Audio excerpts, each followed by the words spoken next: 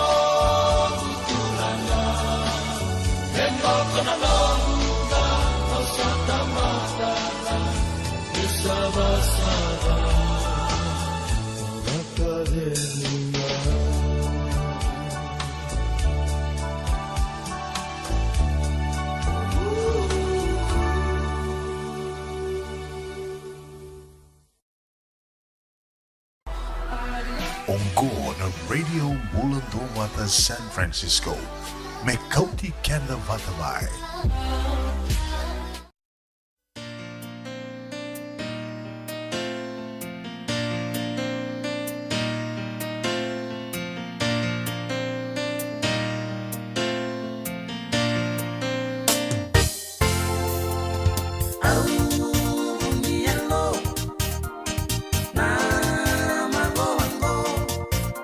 Mambo wale ini yalo, utombo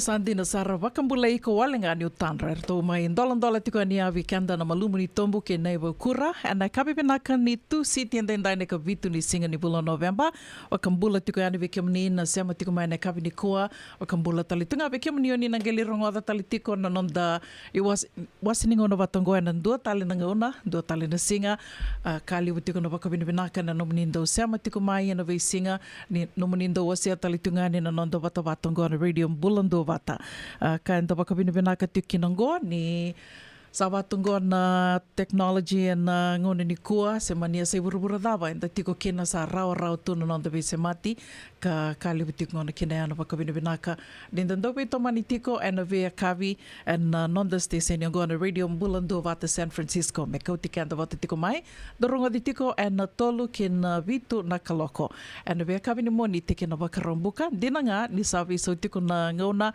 and to sabi sivitingo na ono na ya uo be kemndo mai viti waka nuni benaka tiko ani singa buki lulu mai sanogori klase ngai mataka toka se sa singa lebu tiko waka nuni benaka tiko ani se tavi dava ngai ngaravi tiko and singa lebu ni kua se mani waka dava tiko na itutu bai na singa lebu ni kua ka sa koto na waka nui ni rawa ni na tiki tiko ni nomuni tubu na singa ni kua na nonda se mati tiko ani na radio bulando vata nomuni tokani ona buninda kua da waka bini benaka tiko and kabini kua ni rawa ni da mai rongo da tiko ni rongo me bakai retondo be garabi tiko kena na waka lesi mai na Lololo TV mai viti.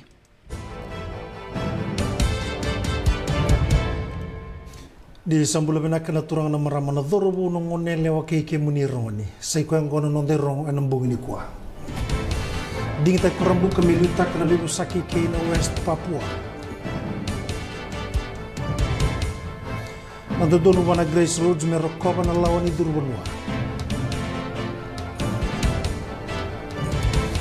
waro to ta kene yunu ni ragabi mai kanda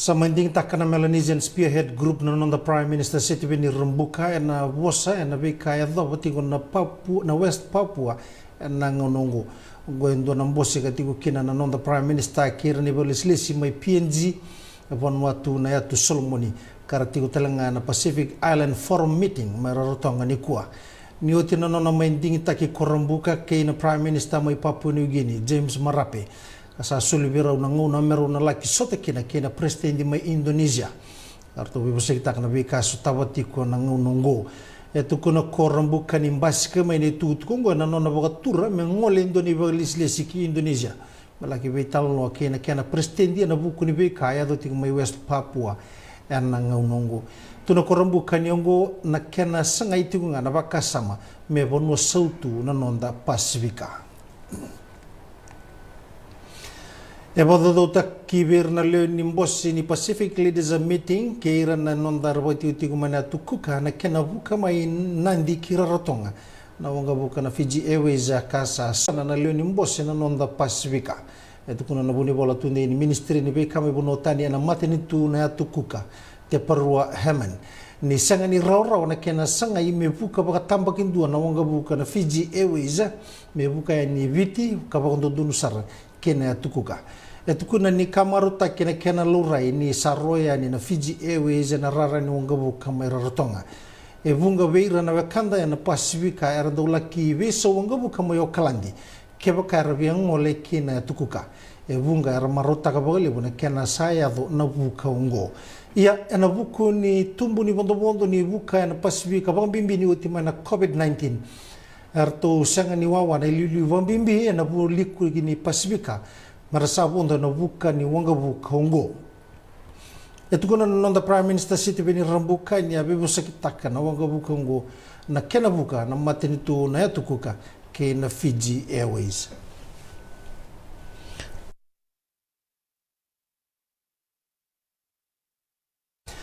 Ebadodo takana mbange ni labo marui na nonda Vanua na matenitu na kena soli na imatai ni Blue Bond na Blue Bond sai kwa nandina u ka sandondonu kina me somile subir na do boduri labo ke ira na boga tumbu labo etu kuna na kobana ni mbange ni labo marui Arif Ali ni Blue Bond ngo e boga takili kila taki na nonra marro na matini tu na duindui ke na vanua e kuria ni blue bone e ndon na vanua karandau mai sotakina nandau vivoli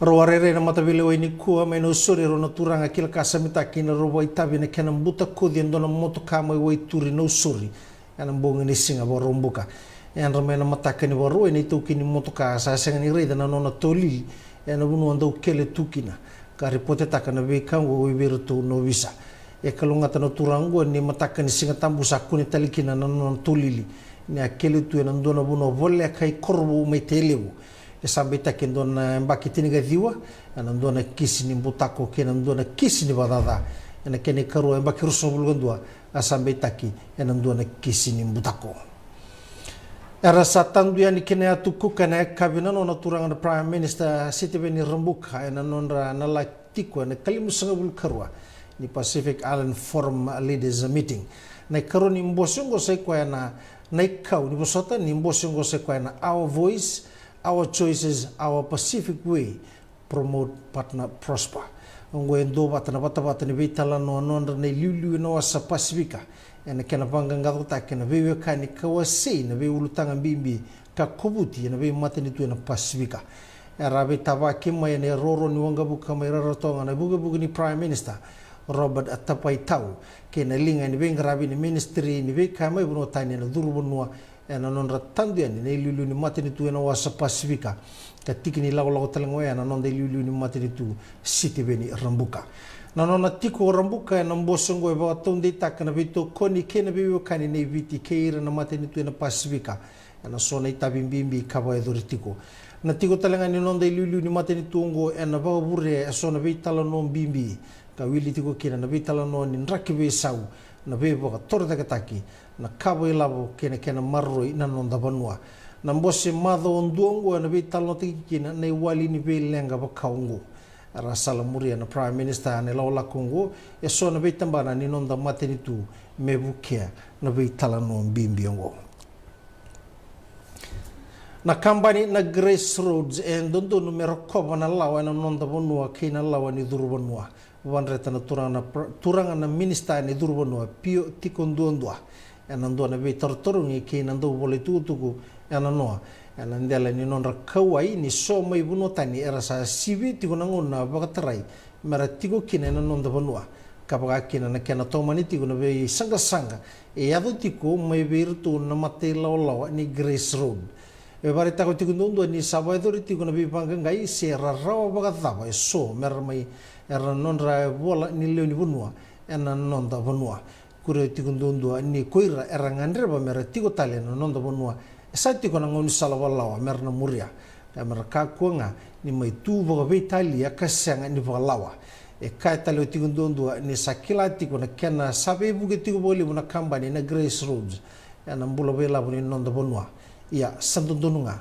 mena rokobi na lawa ni duru bonwa tele me sekongo no nonda rongo ningito e samenganga na kabini ku nangito na Melbourne Cup ni rondo ruso bulgetulu na osi kayadana na without a fight na osingo na without a fight e ngai matai ningo no me bakati women rondo lukandua me rawata na Melbourne Cup kabagakina na Caulfield Cup e na mbaki batanga e matai talanga ningo no me nganga baruakina na kena joki na Melbourne Cup me bakataki Glen Boss kozara e abundo kana osi na gold trip e na mbaki sauti kanganga kina and ambakiongo esama inganga kina na without a fight kabondo katalitunga kozara and the field is set to run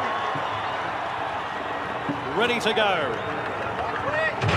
and they're racing and Solcombe stood there again and missed it by about 3 lengths this time.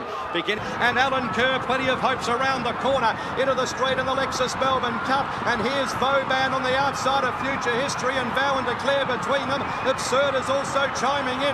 400 metres to go. It's Absurd moving up on the outside for Zach Purden. A length in front, but Without a Fight is running on right down the centre of the track. Without a Fight up to Absurd, Vow and Declare and Shiraz the bolter. It's Without a Fight. 100 metres to go.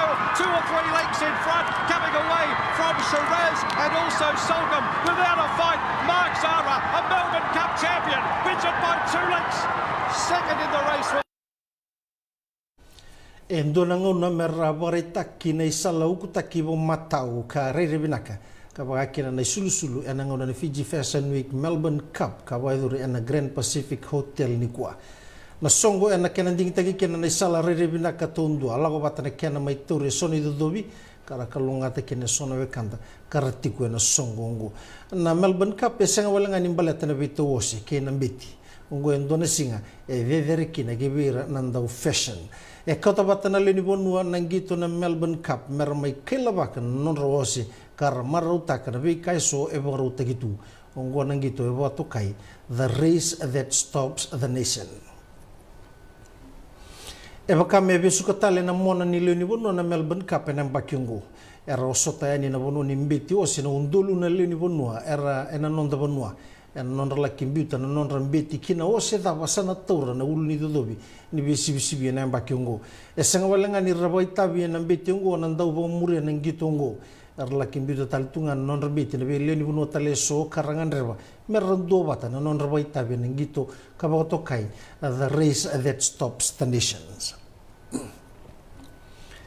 andau nei tutuku matanin dabui sana baro to butak kana bola ni rakabi na nonda bonua na kandabu rugby union esa bandi takama ni tutungo na ndona vitala noa kena matambose ni rakabi na mado sauti kena sangai mendona union ni rakabi mai kandabu esa mendola batalanga na Fiji rugby union ndona mata ni katumba mesa durumai na kandabu rugby union mesa na levena na bonua championship ena mbakibu Arto sambita patauti na kena komiti na wana bonu ni sotota menanga inding takikina na timi ni kandabu esa kere tiko na komiti botawa kina kalabu ni ragabi kede mai kandabu kira na tambangoni na be korokoro merna mo indobata ena isegu ni ngona na kena ngarabi na daga ungo na timi ni kandabu ena lewena tiko na bonu championship kana tiko tiko na mbakibu na bula ko February me adobani na bula ko June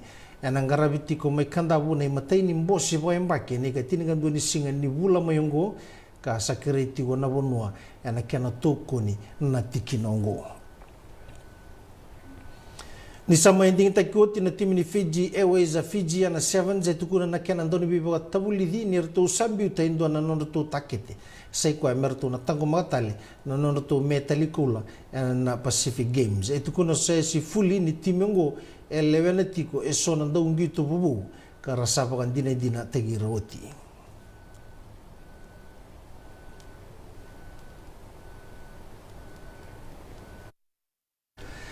anda na raw ni bakan dina takana sota ni Pacific Games ngorondo lurusong bulgatulu ni sanandua na kena chambe ni buwe na sota ni ndona na mita kay na runan raw na mita ngo nioti na non na mai kadibaka na sprint king na non da Pacifica mbanu betamba kudoro ni sana bagading mai na ngitongo na itiga buni ambakiongo esana suleki na team Fiji endona yalo ni mbole na kana baga sangarai enduo na ndau didi mesusumita kitamba kudoro metango magitalikina na metalikola rawato komiti na Pacific Games a Saudi isabotonga urusong bulasinga metegabu na sota lebungo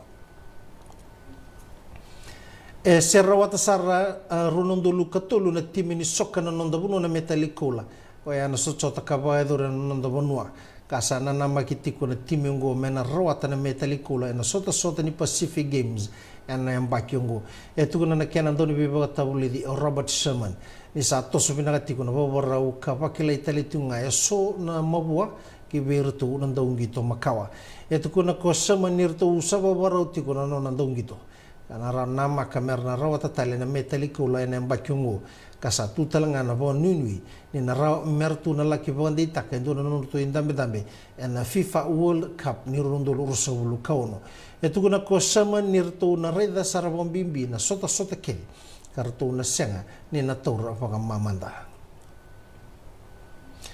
sember ni rawata na timi ni volleyball na nondo bonu endo na metalikola na sota ni Pacific Games arto merawata na timi ni volleyball ni tangane na metali silver ni tiniga dio songul kadiwa na dio songul kono na metali barasa na ono songul gatulu tukuna na kena kabetani na mbakiongo nertu na sutaba bunga sarna ndende ia savara una timengo mengole kina sotongo ikilande bagitu ko sivo ni sotongo enandre balilai mebaka ni ratu na sotabatigo na be timi bibinaka enanonda Pasifika.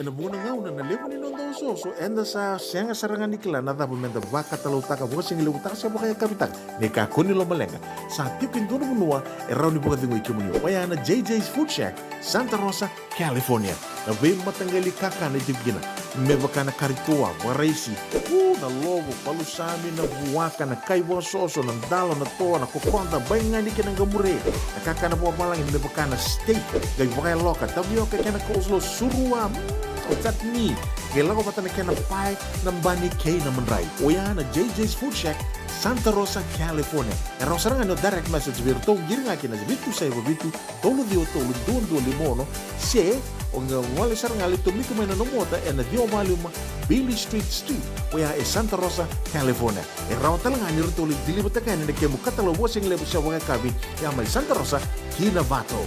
JJ's Food Shack Santa Rosa, California. Nungu chisu nungu banua. Dorongo na vima maniono kina vitu ene kawni bugululu be kemda we California. Vima mani ruene kavi kina tolu ene single wini lotilebu we kemda we viti. E warotaka na New Methodist Christian Fellowship USA. Rongondi na Radio Mbulando vata San Francisco me kauti kenda vatamai. E senga dina ni kara rawa na daka waka kekiwa. Ia endona kainda wipu ke kawaka mamanta taka tuna bengaravi. O ia ke tuna kenda toka kana. Leika na dalo na bisikete na reo bata na sunbells e tinimbulu makau. O kenda tuna senga tiku nindraiva se senga ni waka motoka kandau. Dren na tutu beto seaki. Erto satu wakarau na Divine Pacific Food Mart mai Sacramento. Merto taladeani na nung ni voli. Rawa sara. Witartar ngayani na taliboni diwan 2131 saibarua merto bakarotaka katalada may nanong ni volleyball ena kenangona totolo tuwa. Divine Pacific Food Mart, Viturua Diwawalu Franklin Boulevard, Sacramento, California. Namba di taliboni diwan 21 toluva diwa saibarua. Erto ngarap talangan kenali waka sumburi ani nanomu yaya. May nanon rito stoa kinanomu mati ni katumba. Yavalata, Dionangay Valata, and Radio Bulan Duavata. Wait talono te kina na bika membaleta na nondong bula. May weiran na kanandaw may natambanan ni bula so. Nasi, na puniway. Promover na bana kaloka na Via Cabinet City and a veto kone ni Lincoln Heritage Life Insurance. Na kambani ni Life Insurance, kanganiti ka na kaiwiti Amerika. Ay, ito makando tunga may witi. Sa baka matalaw na naman daw kobati. Sa lemo na kemo daw tinika na tinimbulu makau ng bisikete na rewa bata. Red cow, wupo! Dasaku si masarangan na ikatungo. Gamay tutala na kenurnibono kenambele. Pai, karek. Daw boleh may we. Oi, daw sa ito ni kila. Kito bulbuli nga may na maulimat. Toko nga ko Santa Rosa. May we? Na maulimat, wele. Daw ko na nanonda business ng ngonit daw kay Amerika. Daw ko sa may. Daw may volleyball na maulimat. 4525 Montgomery Drive, Suite 2 and 3, Santa Rosa, California.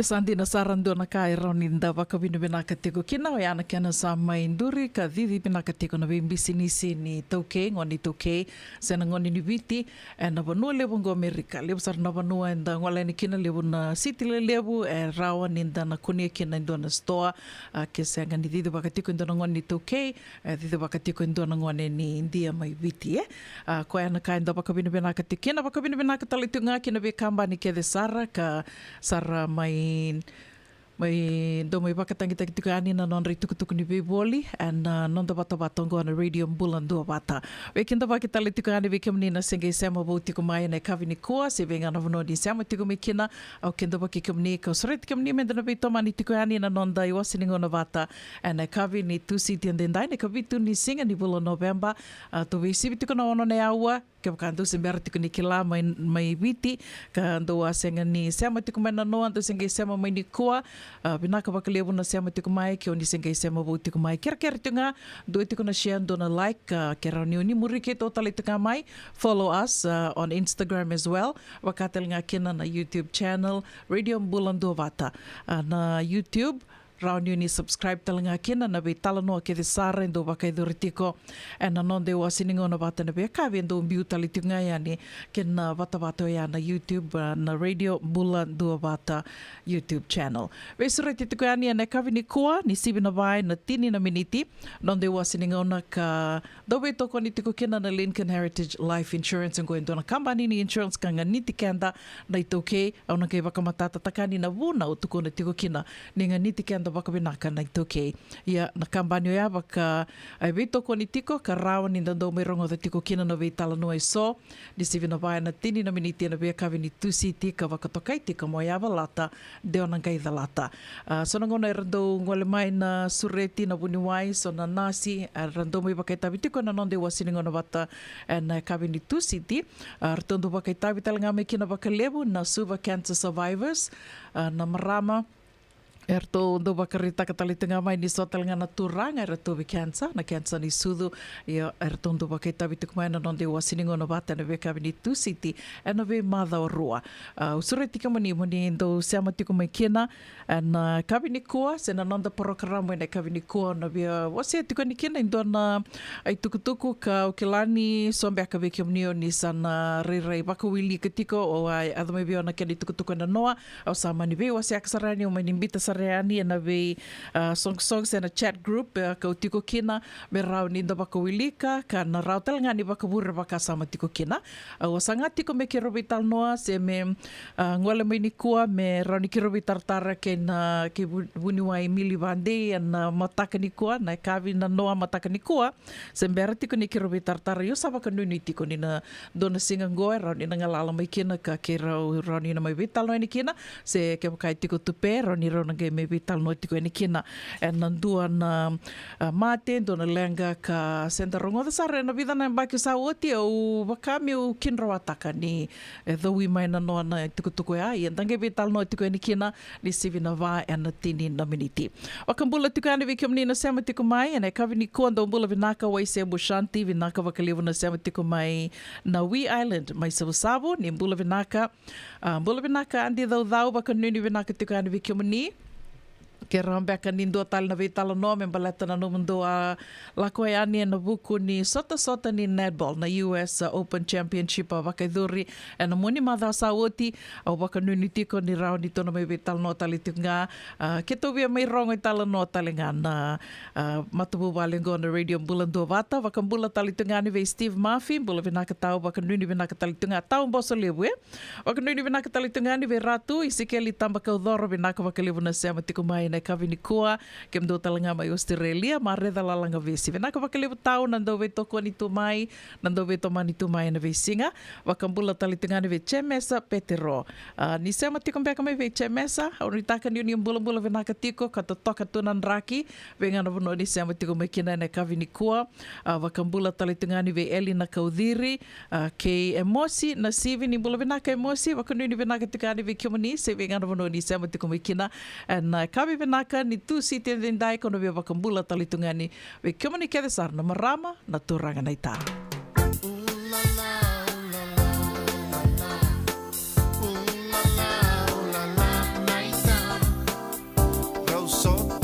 Senda na sauda sana wa la la la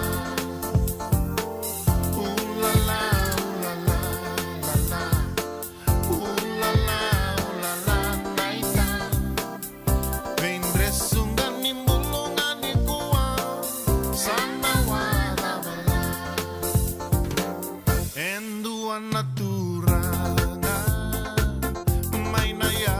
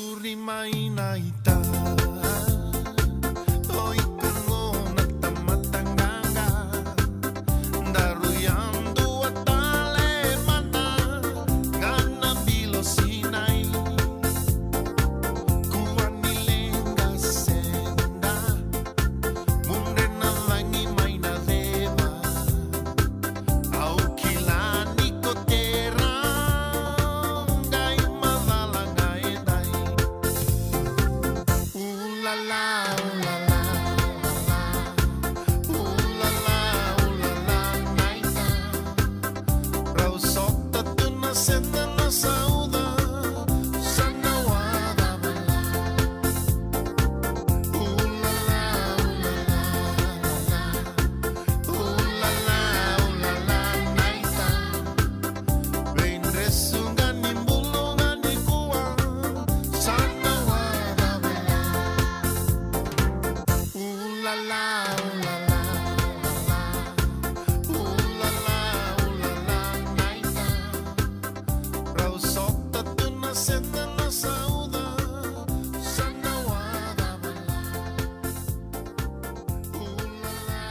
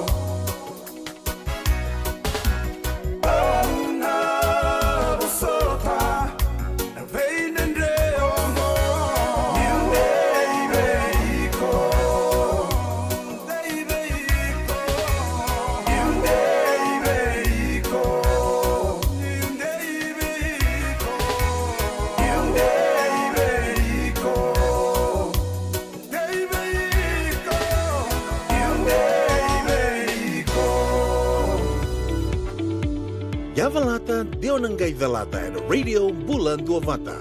Wei talono te kina na bika membaleta na nondong bula. Mai wei ira na kena daw mai na tambana ni bula so. Nasi na puni wai. Promoda na bana kaloka na wei kabi ni Tu City and na wei to kone ni Lincoln Heritage Life Insurance. Na kamba ni life insurance kanga niti kanda na kaiwiti Amerika. JJ's Food Shack. Etigo kedi kina na kakana boga biti me bakana kokonda. Lobo benga ni ngai kani do itu na bundi nan dalos e tabioka. Na kakana boga langi me bakana steak baka loka kena coleslaw. Wee! Na karitoa sa wadha badina na kani kana. Kay tigo talanga na nono to specials and na lomo ni mga dawa. Daw tamba na Facebook. Na doi ni tiwa ya na bani mandrai pai kay na bungatale. Go na JJ's Food Shack. Viu Valley mo Billie Jean Street, Santa Rosa, California. Karo talagang rato dili mo yang may Santa Rosa, may ato saray ni Kinavato. Girit-rito sana Kinavitu, Saiba Vitu, Tolo Dio Tolo, Dundua, Limono. JJ's Food Shack, Santa Rosa, California. Nungu chisu, nungu banua. Dorongo de na vima maniono Kinavitu, and a kawani bugululu, we came to California. We mani ruana kavi Kinatolu, and a single level lotilevu, we came to Viti. E warotaka na New Methodist Christian Fellowship, USA. Rongode na Radio Bulan Vata San Francisco, me kauti kenda vatamai. Doyan Robina ka naman raman na ita. Do samba di ba kusa-kusa iwe? Yandra na ita. Kita sili katalaw manday na Orange Lounge. Maleka. Warasan ba di kata-kata pinakasarto nga toboy, simbang bakaw. Ngay way dala tu kinambat. Koe serengan kori. Sono ngono santa pinakat serengan na kenta kakana. Di na to zoko. Kaya kito sa nang berata ni baga singalebu, kito sa nang gali baga kabi ngaya ni kina. Na Orange Lounge, katalaw baga singalebu siya baga kabi, e baraw tayo ito baga manggo sanggay totoka na buno ni kana. May namenda to identity, kanay baga singalebu siya baga kabi, may baka na baga sakera, na sui, ikatabu teke, roro baga lolo, kay na vida tale. Giraraw mo kila na menu ni singoya, na Orange Lounge, Tolo-Tolong 2, Orange Street, Santa Rosa. And dua tala na tamari vingarabi ni Divine Group of Companies. Dola na wala kaloka na mataka, kina wala kaloka anambongi moniti kina singatambo na Orange Lounge. Tolo-Tolong 2, Orange Street, Santa Rosa. Kasar na. Paniray na tokongo na kenay-ray-ray. Dua nga na rukun ibu ni kau. E dua bayram ng tingit taki. O Reverend Aminio Balen Rock. Tama kamay na nung programo baka madawa na toso ni ngauna. And vingarabi ni City Benny Raturla. Singa buglulu ni Simon Bayan na tinamniti may kiamo ni Amerika. Singa lutulebo ni Simon na tinikantua na tinanamaniti may kiamo ni Maiviti. And veto koni ni Divine Group of Companies. Maolimat kay na San Bruno Cavaba. Namaka and a Radio Buladong Bata San Francisco may kauti kanda bataman. Isawa kuskusibe. Isa ni pula pinaka. O se vivi mandangko kina maulimat. Elay taka kina endona nito pakataka kana laylay. Yo leu kutaka pakatotolo. Nimber to yave ani na bulangi. Oi, o dia bakasanga. Erto bakasanga talanga ora to. Sarara sarna. Go enta so mga nakakana. Esen enta so manakena bakanga takina olo. Oi, okay. Nagsaraman da kilatiko. Maulimat, Valima Rualima Montgomery Drive, Suite 2 and 3, Santa Rosa, California. Waiter tarasarani kinanaba ni telefoni 125 Rualima Saiba, Vitutolu 52, and a kanay tugutugu matalalay. Radio Bulando Vata, Mekauti Kenda Vatamay, May San Francisco ki Burubura, Sema Mayin Gay Wasayani.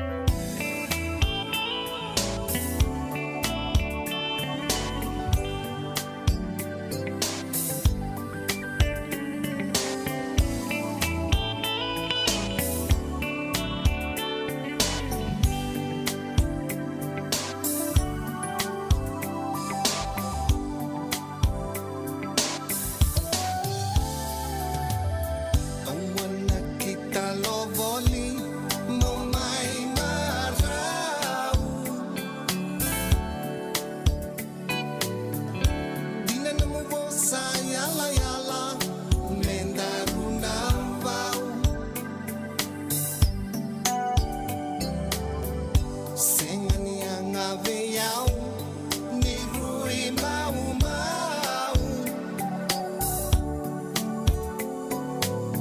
Niko bunita katiko nalewa Ninomu waka mau Ko kadileyani Ko kaya meu niledavi Italiano mo unita kaveyaw Leiyani niko sama kawati Awan na kita lovoli mo may maraw Di na namuwaw sa yala-yala Mendaru na vau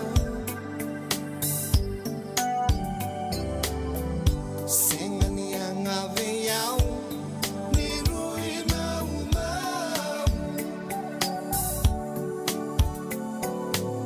Niko bunita katiko nalewa Ninomu waka mau Ko kaya meungole Ko kaya samode Italiano mo tayo na chikano gusote Daru lulu meu samole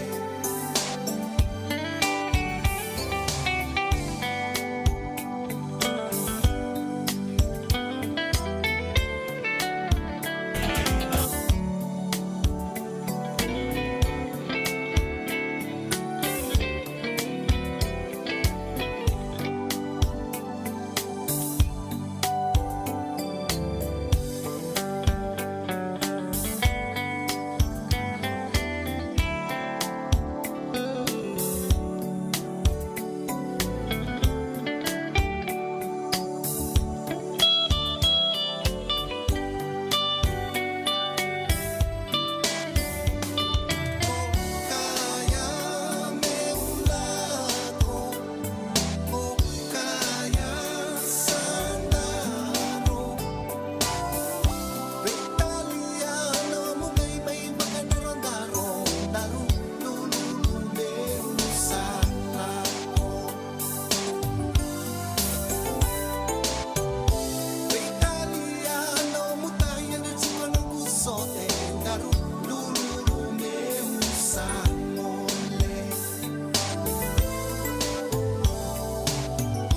Italiano mo unita kaveyaw Leiyani niko sama kawati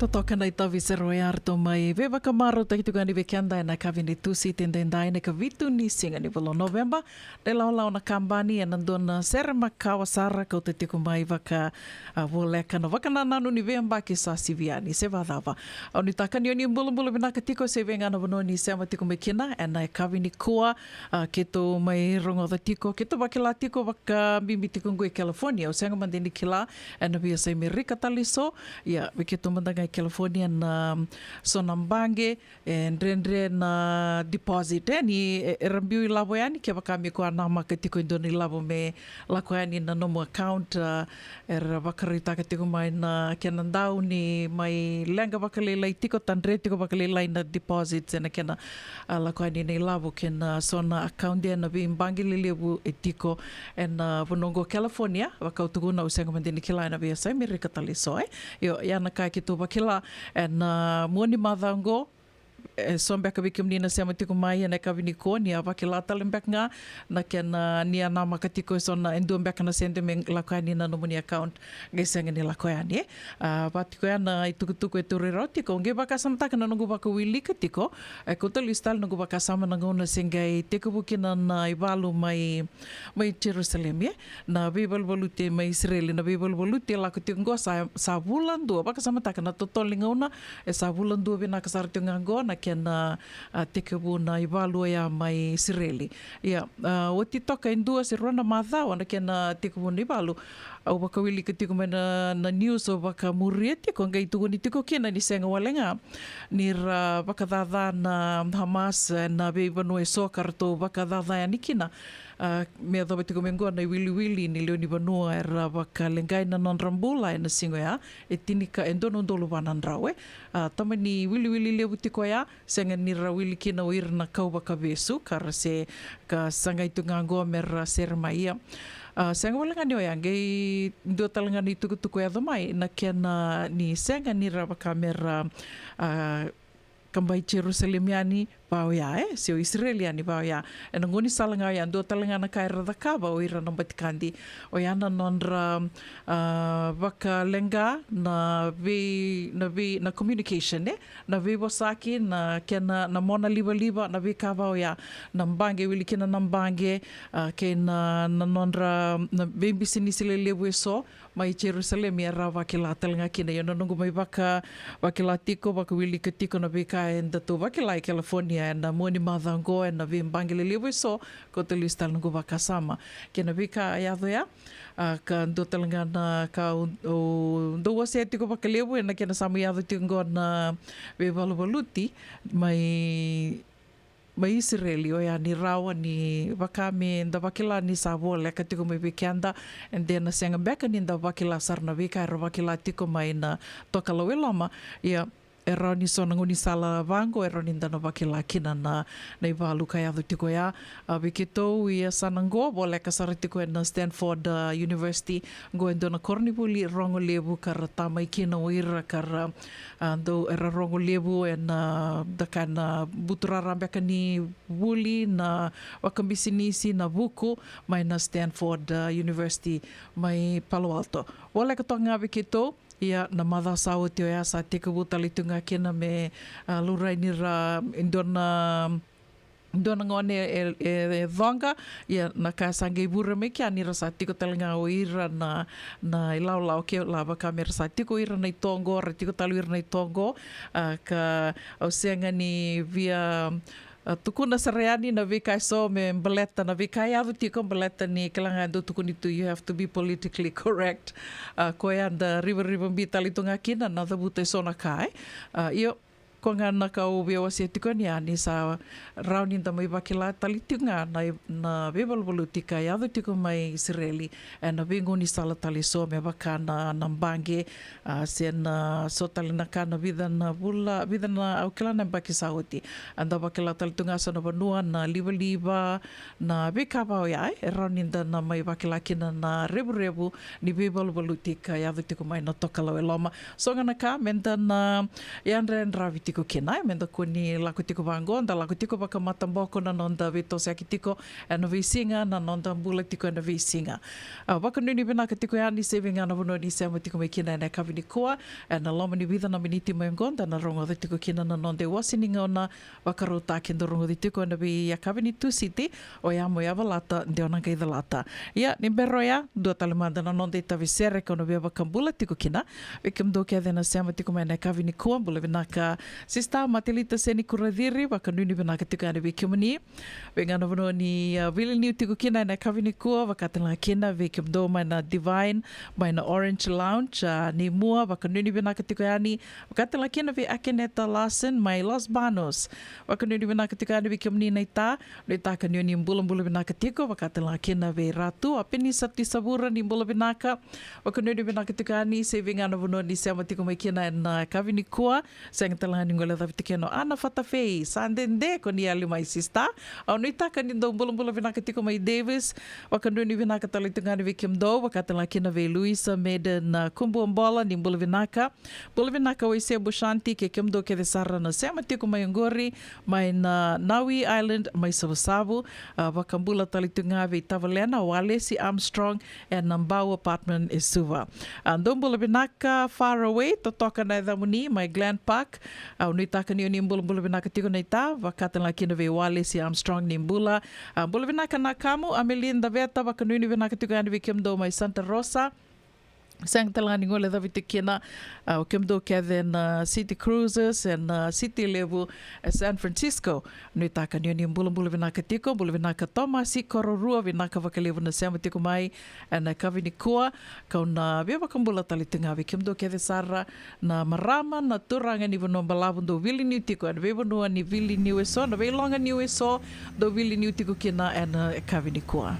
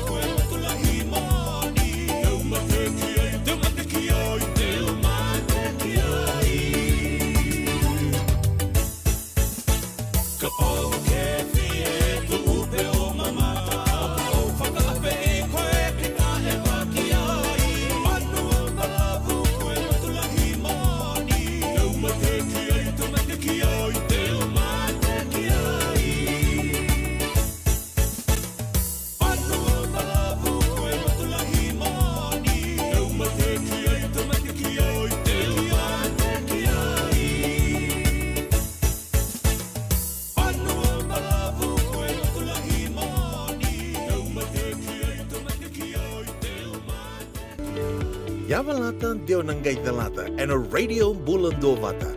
Veitoko ni Lincoln Heritage Life Insurance na company ni life insurance kang initikyanda na kay VT America. Sandina Sara na nonda iwasan ingauna ni abalatan. Deo nangai dalata me bakai bitoko ni tiko kina na Lincoln Heritage Life Insurance ang goendo na kambani.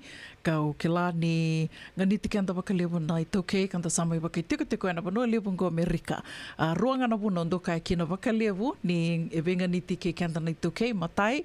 Ndo na kai do ndalo anui ngao takatu na be kai so endo mai sasanga taka na bano libu ngo Amerika. Ya ke bakai tiko na pepa sesengai. E na rawang beka sesengai. Usang tu ni ba pepa ia ngoi ndo na koe ndo tuku na kina na kambani ngoi venga niti bakalibu weekenda ngole mai ndo mai sasanga tunga na takadaka ka tumbeka ni tuba menda na lista libiti na oti mbeka ono na bula ia kondo tuku nanda senga tu ni kila na nanda vesinga ni mataka koe ndo mai senga tiku kina ni matata na tuba ni samai oti ono na bula koe au kai kina ni venga ni tiba kalibu bekenda tiku na pepa se senga goe rawa ni ndua na insurance policy ra ni ndua viko me tu mandanga baleta nda senga tu ni kila ka nda saba kandina ndina taka tiku bakalibu bekenda to ni samai yadu tiku na lenga so nangona yadu na lenga ka senga tu ni bakaruta kendo na ka mero ni nangarabi matanga kina na nonoanga bakatiki koe ke robital no tiko ke ndo na randine talatala na mada sa oti tu no koe una o yau sangai lako bakarua vita rabingo no lako iviti nongu kau yango ni mate viti ka senga sartunga na insurance koe ka Ve sureti tuku mai kino koea, na nonretu i songo me na ndona madhango, me o nangoale me na laki wakamadhala take berto, na mbimbi ni kena ndua vigi ko na insurance policy Dua kene ka roa tale, na wuna o tuku na tiko kina ni venga ni tiba take kenda tau, baleta na nonda tau mbula ken tau senga bunga na ngona tau senga tuni ki kawitaka na kai tokania, bunga talanga na ngona tau sakilatu na dhawa dondono me tokania, dhawa senga ni dondono me tokania, ia tu sana kania mandanga baleta ni sa ngaroba tu na lomanda tu me da tu kania koya tu senga ni ndo wasea na kakana ndo na kandrendre weekend tu na yan recibia na ngona na vikaba ya lebu na company ni insurance ke pakai sa tiko na mate sa nandrendre me ndua bi kono policy se ke pakai sa tiko na mbada and nandrendre me ndua na nomo policy ke pakai sa ndua nomo policy e sa na bato ka na kene sau kona na Lincoln Heritage ke pakawale nga endua esa tobi mate mbimbi tiko ni tuko ngona tobi mate mbimbi ya pakatoka na dialysis ke pakai endua esa dialysis tiko se ndua esa mate ni uto esa sele ka sa bypass ya sana wakatoka itale tonga se beautiko and iwase ya ni high risk se ndu mbeka sa ndo ngandra batiko kwa na oxygen sa dingu tiko na oxygen na vi mate mbimbi bao ya ese rawa nga ni ndo na normal policy ya sana via so le butoka bakalilai high risk modified coverage ya na ni coverage ya se na policy ya le butala company sana senga sarangani rawa ke bakai sa tiko bi ko sa dialysis tiko o sa cancer se sa manio dingu tiko na oxygen se sa sele o matini uto ke bakai sa tiko na mate pau ya e sana senga ni rao ni dobi ko na insurance policy ya and a company ngo na Lincoln Heritage se rawanga ni ndo na nomo coverage rawanga ni ndo na nomo policy ke bakai tiko na mate ni suka na tumbu nindra na gout na be mate pau ya bakai ese vakatoka tiko nga mo standard coverage kene balbalea and na toto bata tiko nga na isau ni nomo policy na mususo mi na bibula me vakatoto bata taki kenan dua ese senga tuni se lorei wakabuni wai, se senga tuni lorei wai doana badai. Ya naka au kai kina ni venga ni ti wakalibu weekend to. Gendo tale naka, kento ndo bina kato kento, en rende na nando to maruri la, wena vi madha, wana vi vula. Balete ni adana lenga tumbo koso, erto tu mai viti merto nang garabi koya tu sana senga manteni vakasa mate kento ike tu sana vaku tu mandangane la merto limbula mai viti ia na vuna o kai talinga kina ni goendo talinga na vuna e vinaka kina na policy ngo baleta ni o soso mitiko na vivula e le wasi rua na i lavo i ko somo tiko na nomo policy. Dona kene wasi li somi kina na nomo policy do talinga kene wasi li imbiuti ko wakana nomo i lavo maruroi. Wakatoka i tiko ya na cash value accumulation account.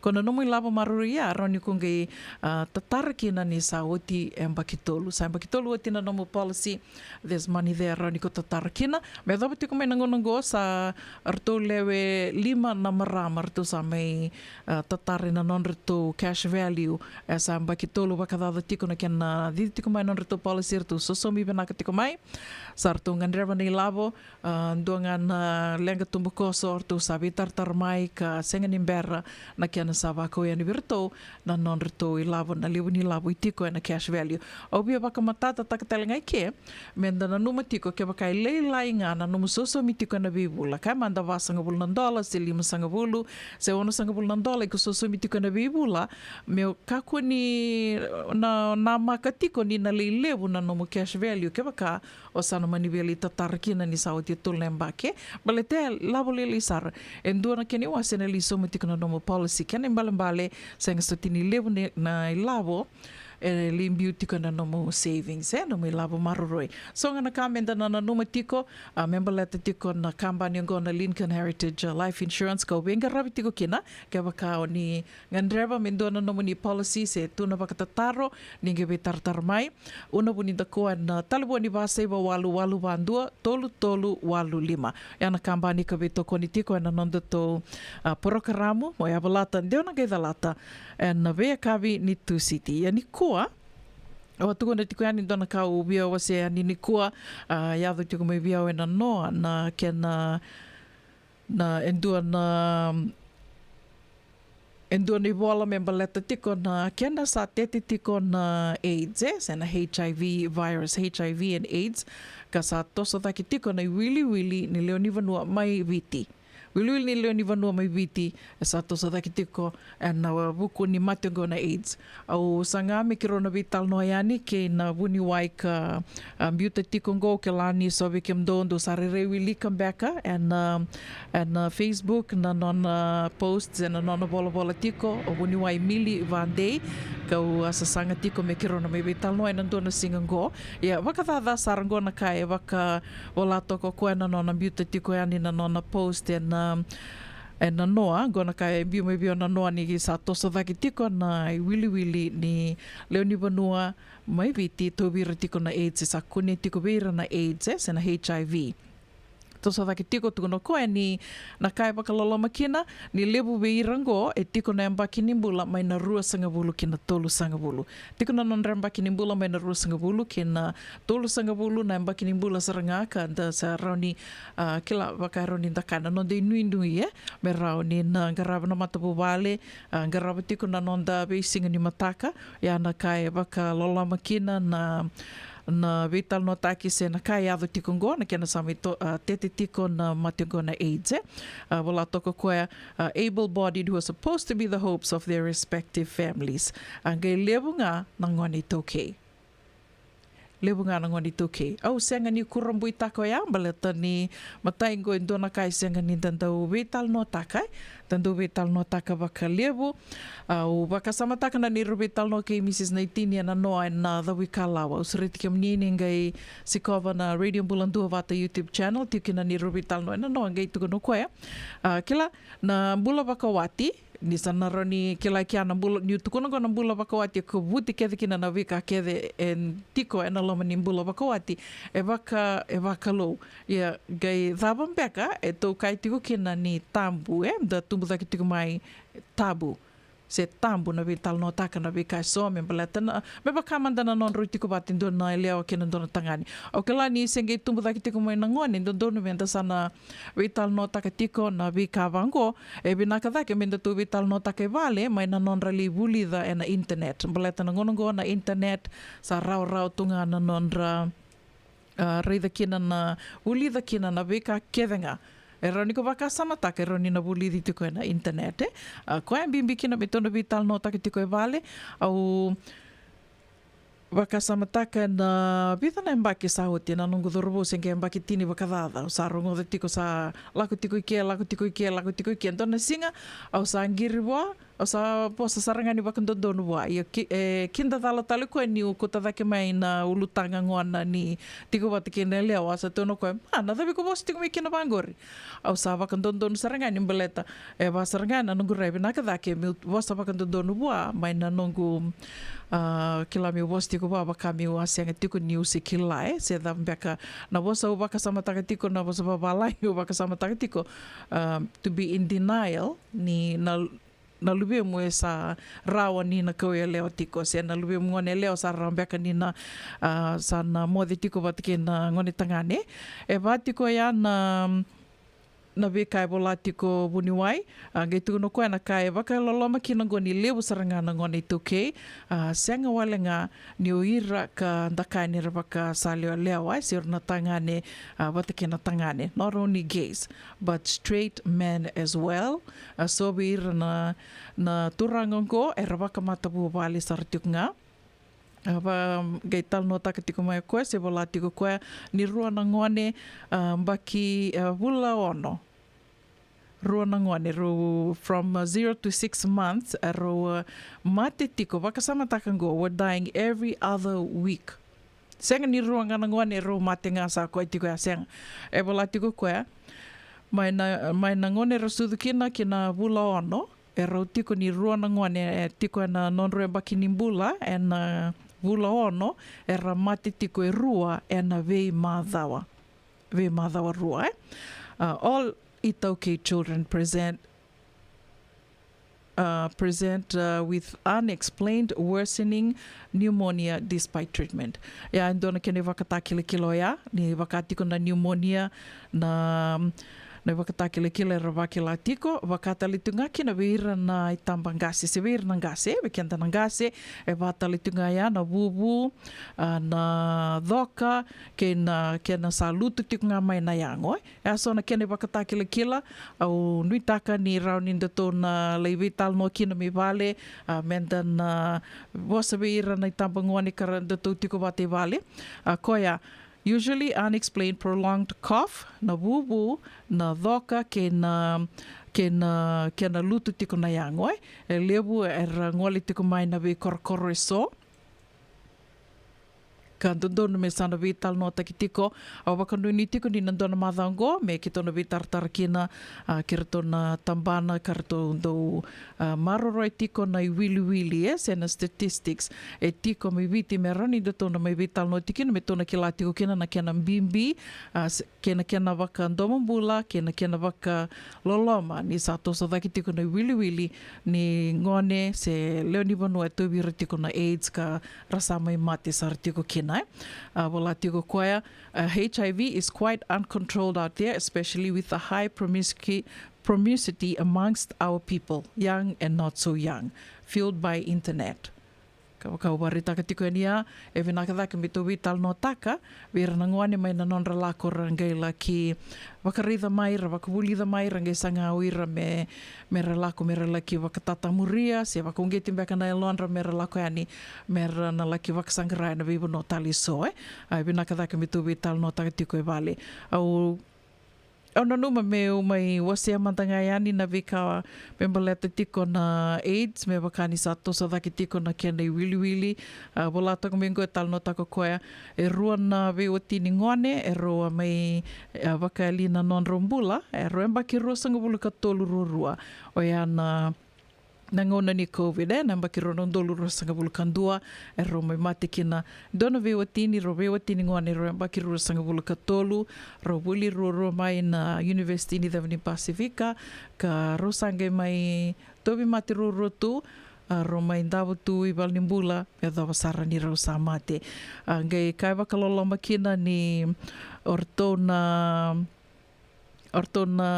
nona matupu vale na ngone lewa senga sarangani rito vina katorto merto kaya se merto dhingo morto ni tobi koe na AIDS e mateo koe na AIDS o tangane e senga sarangani rito via kile koe tali na nona matabu vale me dhawa ngone li mate kina Koe au pia wasia tiungani a ke wakau ni sember ni reida o ke la sombeka na chat group so wasa ambita tukani kina na noa na kena dondono me na vital no taki ambaleta ni ukilani o ke anda kede na maitungo Amerika era se tu mai na wekanda mai viti retuna ngone na vungonda o ira kara reida ki tu bebe kanda ra wakanuni tu mai koe au ke lani dondono beka se rauni dakai ni sanandi tabi me tana beba karara mata ki tiko beira beba katabuli di tiko beba kalonganga ta ki tiko vosa tiko ni wakasala me baleta na mationgo na AIDS au ngai wakasamata ka ike Amerika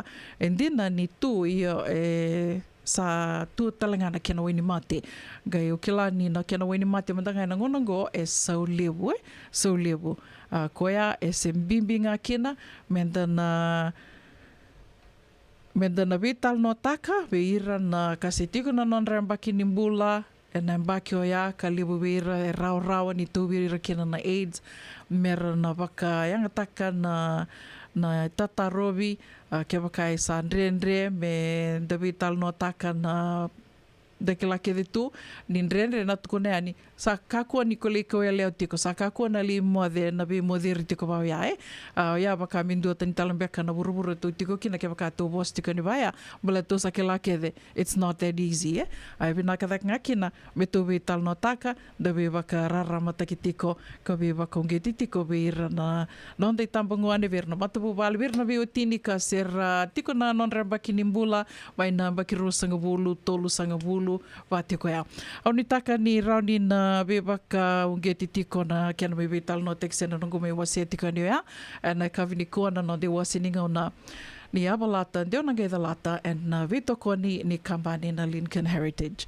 wakanu ni bena katiko ya ni vikimdo na sema tiko ngori me viti tu sabi sibitiko na ono ne awa kau ni taka ni toso bena katiko na kiana garavitiko na vitabi so awakanu ni bena katalitungani vikimdo na waka lesi tu na vikimdo talangana i tumbu ka ni vito ko ni tiko and kena sa mai maudho ko na saratiko na Kandavu Rugby na isongo ni Kandavu Rugby wakanuni vena katiko ani ka wakatala kena vikim ni kede sara na kena ngone Yavalata deo nangai dalata and a radio bulando vata. Veitoko ni Lincoln Heritage Life Insurance na kampani ni Life Insurance kanganiti kanda na kaiviti Amerika. Tamani tiko nanda wakarongo sere na kavini kua ni sa votongo e rosa wulka vito na miniti me vana kaloko ni wasota me 5 na kaloko. Votongo e rosa wulka vito na miniti me 5 na kaloko na kavi vena kanitu siti and then daini ka vito ni singa ni wula November wiketo e California wakanuni vena katiko yani vikim ni laisani mbali ni mbula vinaka Dasha Hidden Blood ni taka ni mbula vinaka tiko wakatala kena ve maramakai Balts Rosé wakanuni vena katiko yani vikim ni na kavi ni kua mbula vinaka marreada lalanga vesi vinaka wakalevu na sema tiko mai mbula vinaka Melts wakatala kena ve anasa koreta mana ke kemdo ke Sara na sema tiko mai ngoro mai Santa Rosa. Wakambula talitungani ve lino dangi ninda veta. Nimbol binaka lino wakanuni binaka talitungayani mai vikimdo mai lombau na mosi wakatala kena ve Joseph Vangio nimbol binaka den bale wakanuni binaka tikani vikimdo ena no sore minibus den noitaka ni nimbol binaka tiko sengatala ningula davitiki no Tomasi kororua se vengana vononi sema tiko mikina ena kavini ko Tomasi gomena nomuni talitunga ka wakatala kena vikimni ke sarna vakolori tiko oni sema tiko mai na nondi wasiningo no vatongo on radio Bulando vata San Francisco me koti kanda vata mai.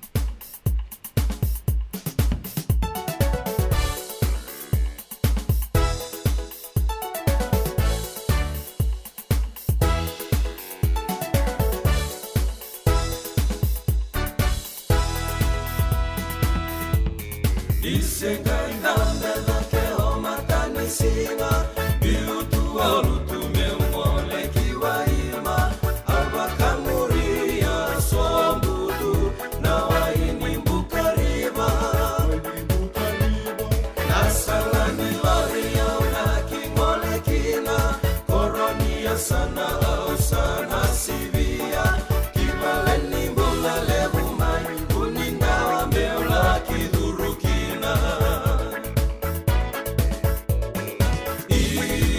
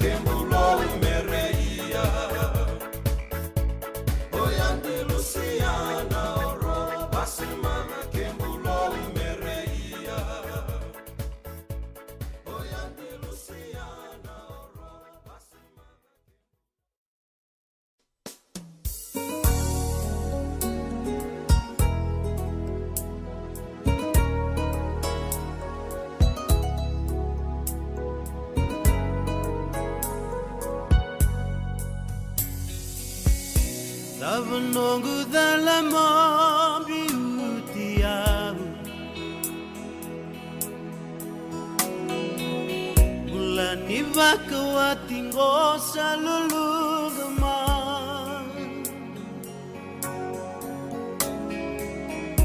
Autuaki nada rauna bisami lumamu Seratola laina ngone kusanguletu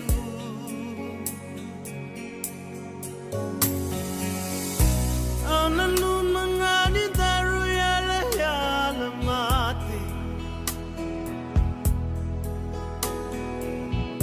Bembiani vakawati ngome daru sukota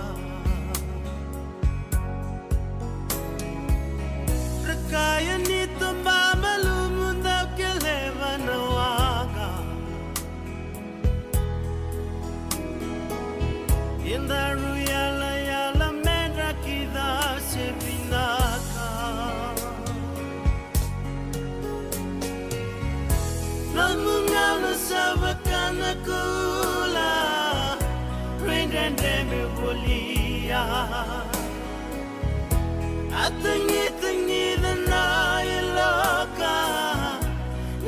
tani bonu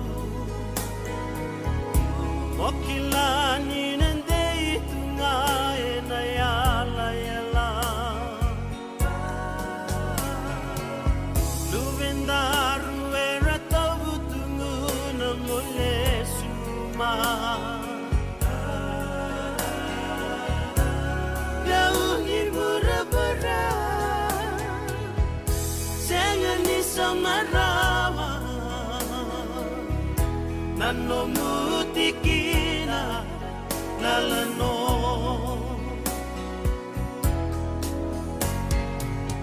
Anda baka tataro lo elomangu Yalo ni matamu ni babotu mai Hukum never kana lawa no muveda bilaki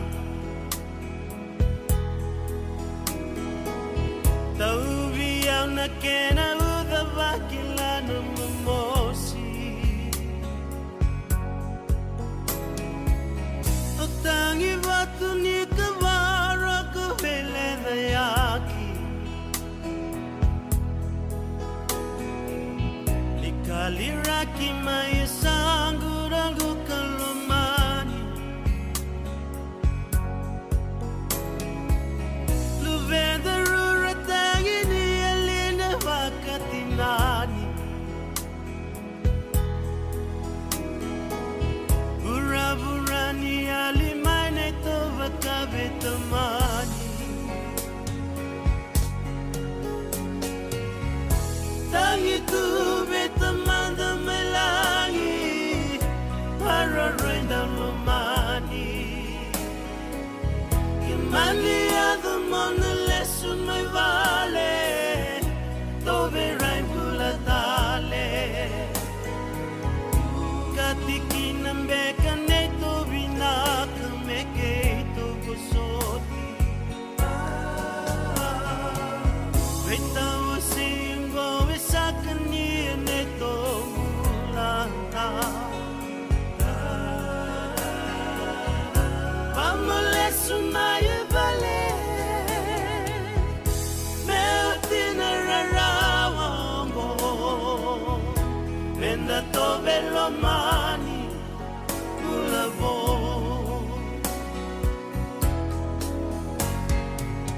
Memboni salu mo ena sengani ali Kosui gundina niko dumai serenu Aunanda karona voli medo bani woti Yala ngol kumate na kinayoti oti No mudala kede makilaw sana bosota Niko tangi serarawa monge raibichi oma Metalo nani nada runga una samaroroya Elongi tambu ni utongu atungana eloma Utangi tu betamanda melangi Para renda lomani Kimani adamone lesun mai vale Tove rai bulatale Wakati kinambeka neto vinaka mekeito usoti Veta wasingo isakani neto mulana Vamole sumaye vale Meotina rarawango Venda to velomani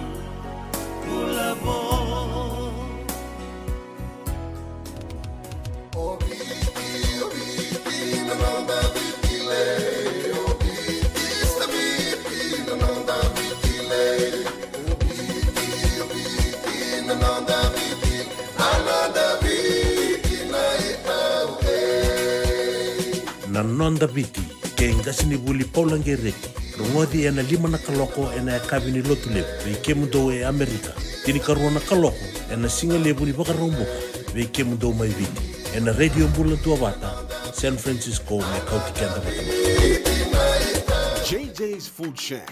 E tiku kedi kena na kakana boka biti me bakana kokonda. Lobo benga ni ngai kani do itu na bundi nan dalo se tabioka. Na kakana boka malangi me bakana steak baka eloka kena coleslaw. Wee! Na kari toa sa wadha badina na keni kana. Kay tiku talangana non to specials and lomo ni madawa. Dau tamba na Facebook. Na doi ni tiwa ya na bani mandrai pai ke na bugatale. Go na JJ's Food Shack. View Valley mo Billie Jean Street, Santa Rosa, California. Karo talagang rato dili mo yang may Santa Rosa, may yato sarani kinavato. Girit-rito sana kinavitu sa ibabitu tolo dio tolo dundu al limono. JJ's Food Shack, Santa Rosa, California. Kasar nga. Paniray to kongo, nagkenay ray-ray. Dua nga na rupo ni Bunikaw, at dua bayran ng tingit taki, o Reverend Aminio Balen Rock. Tama kamay na nung programo baka madawa na toso ni ngauna. Ano ba yung ngarabi ni City Veni Raturla? Singa buglulo ni Simon na bayan na tinamniti may kiamo ni Amerika. Singa lutulay mo ni Simon na tinikantuwa na tinanamaniti may kiamo ni Maiviti. Ano ba ito koni ni Divine Group of Companies, maolimat kay na San Bruno Cavaba. Naman ka na Radio Bulandong Bata San Francisco mit kauti kanda Batamar. Doyan Robina ka naman raman na ita. Ito samba di ba kusa-kusa iwe? Yandra na ita. Kita sila katalaw manday na Orange Lounge. Maleka. Warasan ba di kata-kata pinakasar tunga toboy siyang bakaw. Ngay way dala tukin ng bata. Koe serengan kori.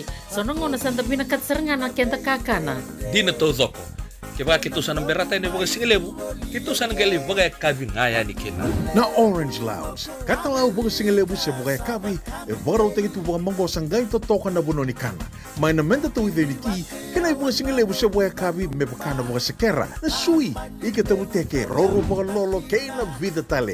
Giraraw mo kila na menu ni singoya, na Orange Lounge, tolo-tolong dua, Orange Street, Santa Rosa.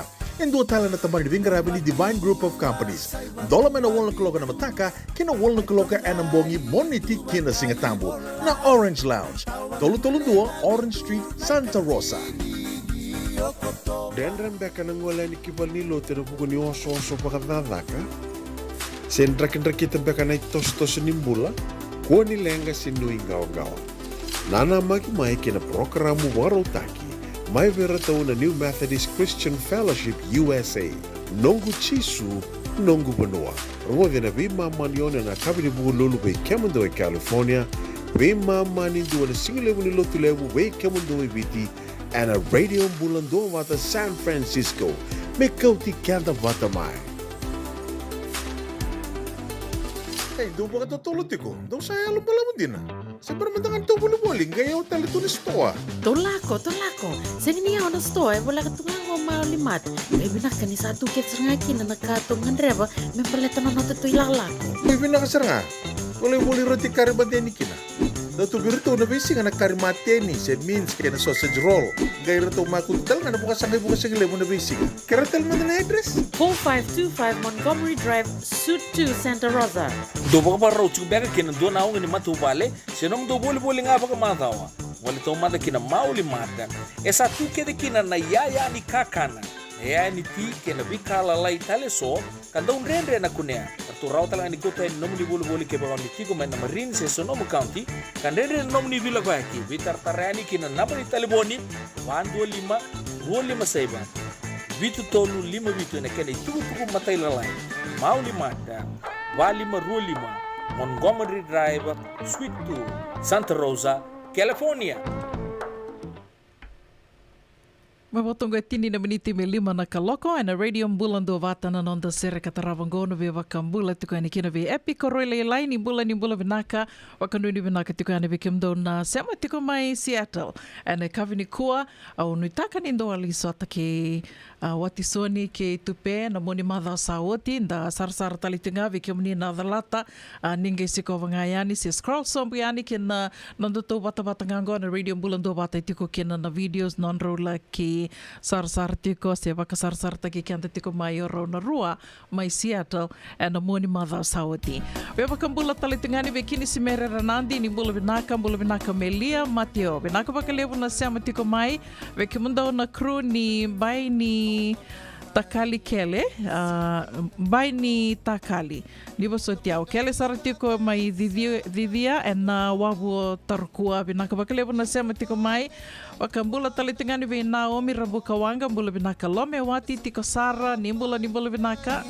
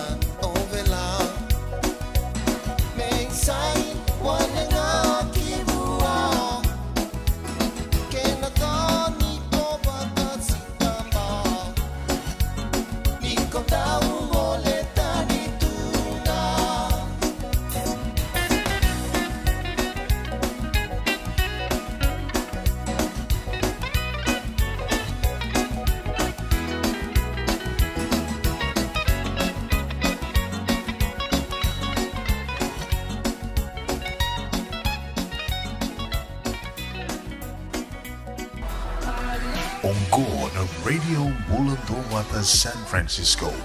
Mekauti Kanda Vatamai.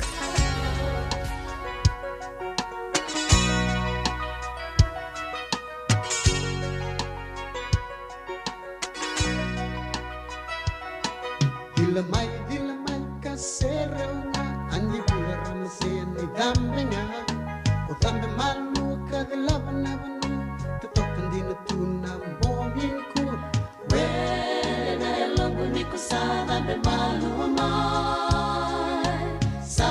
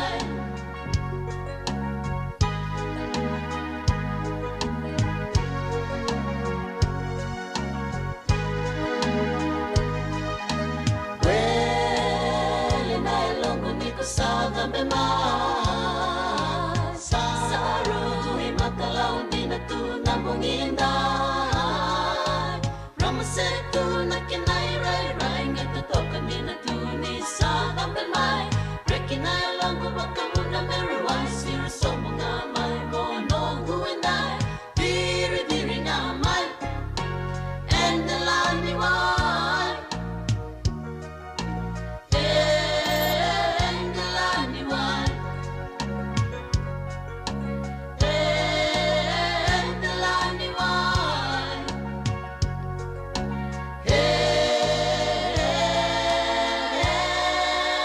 Endelani wai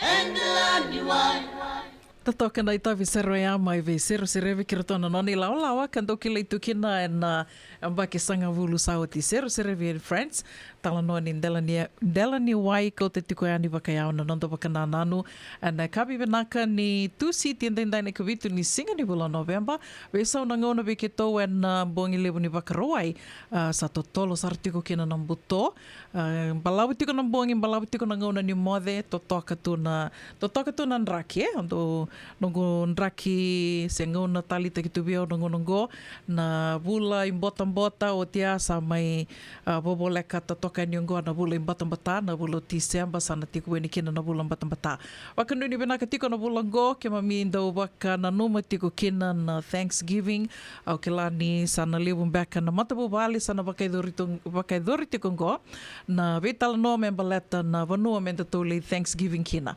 to Thanksgiving back ngai vale se to ngole ani na dua tal na vanua ya ke to na vetal no tiko ngai vale wakaidori tiko na vetal no vale ve suri te tali tiko kina so tale na matabu vale so tale na to kani ke wakaira na via ngole mai me ke to ngole watutu na dua na vanua ni ngande kau wakanu ni tiko ni rani dana ngali sar tiko me kinai dana se tiko ani na to matabu vale ni radio bulando vata vendana li sar tiko kina kebaka ke to no mani ngolendina na lako bangande na kena li maruta ki tiko na Thanksgiving o ya na e woti tiko ni lotu levu woti ni singa lotu levu ni bulongo na bulo November kena balambale ando bibi so tiko na tiki ni singa ia as long as it's the last Thursday of November. Oti ni singa lutu levu ni November do bakana numi tiko kina na Thanksgiving o ke lani so talenga sar na rirai maroro tiko ngo na silini na buku ni boli tiko na singa ni oti na Thanksgiving wakarambuka ni oti na Thanksgiving o ya na Black Friday nongu singa yado mai o wakasama takatu se ondo loma taru takatu na damata ni mbale ni Black Friday waka mendando wakasama takatu na Friday the 13th ko ya ono numa ya onde ya ni mbale ni Black Friday ya o tia o sange mai tora rawa ni Black Friday ya na bakarumbuka ni senge oti na Thanksgiving and na buku ni kena do lutu sombu na isauni ya bakasama taka indo na tama ni TV levu ko vitu sanga bulu na indi vaya e rawa ni ronan rawa bakatata tungana kena isau ya sabaya na vida na yambaki samu yotingo ando levu talitunga kena na maboa do yado na non rasa do bi sungu yani na leoni bono mera libuli na kai so e vasar tunga yana ken na lutu na ken isau e sona banua e rasando senga ni rando maruta kawale na Thanksgiving se sa senga mandanga ni rando kawaitaka na singa ni Thanksgiving na non rasa lako sarali wara katuira na ken andola na stoa membaleta tiko na Thanksgiving se na lutu sombu ni Thanksgiving ya au kila ni na vida na yambaki sa utingo santo bakaidor tiko na lutu sombu sa senga soti ni kila wakana tamat sa senga soti ni nanamaki kena non dalakani na stoa na liboli baleta ni lebu talangana kai sando rauni nda bulia ngai na internet ngai lutu talangana keni sau me baka ngana kena do lutu and singa bakarumbu ko ya sena Black Friday o tia sange do tiko na Cyber Monday ya ni sando oti na lutu sombu ni bakarumbuka baleta ni ira na visto liliwiso satunga na kaira na era sambuta tu me rauni klame boli taki e ngona ni lutu sombu ni Thanksgiving ya na Black Friday ya kebaka e manisenga ni boli boli se senga ni boli te koe tika na singa waka rambuka saranga do boli taka e na singa moni tika ndo waka toka iti kina na Cyber Monday koe na boli online na online shopping ndo waka idori talitunga e na singa moni ti sa waka nuni tiko ni to sana maruru i labu tiko waka samataka na vida na yambaki sauti dona Walmart wala ka tingo i Mountain View kei vikim ni na senga tiko ni kilana ya sanango na tomba ki San Francisco na sana kito tiko ni kinongo e lebu tiko era ngole mai India na Philippines era mai tiko boli na sanango baleta ni kilani era tamata buku na Silicon Valley era mai waka engineer ngai dona Walmart ngone au lako kina nandona embaki na dona Black Friday dona embaki na bini ka India nga ndare dikya ni rali boli ngera lako ani bak sometimes sona ngona sona na store enda undola tu na vana kaloko na matakli ni bak rombuka songa ndo tini ka ronga na kaloko na bongi lebu ni lutu lebu me oti saranga na Thanksgiving sando undola koya anda ngai lako ani bango sar gingi mai ira na nonra TV le lebu na davo sotina ya ni pale era libuli ang kibaksam takirango era sabu kunga na bakang tekilabo era na maruru ilabo tiko mai medab saranga na Black Friday saranga ilako ngayan ni rangga libuli mai ni sau rawa sara cash sang talikian ndinaw sang talikian na buli ndinaw me bakando tondo kilele bukino kenda towe ya vatiko ya na beka ke mamindona na makitiko kina na bulongo na bulo November o yaungo o satu kuna rautiko ningongo na nongo favorite season, favorite month na December, bakat na November ke na December. Wakano ni vinaka tiko ni maru taka tiko nandraki, venga na si burabura, o ni sema tiko me kina na kavi vinaka ni kua ni sama isibitong ko na ba, ni ba sotia o isibitong ko na 5, na vana miniti.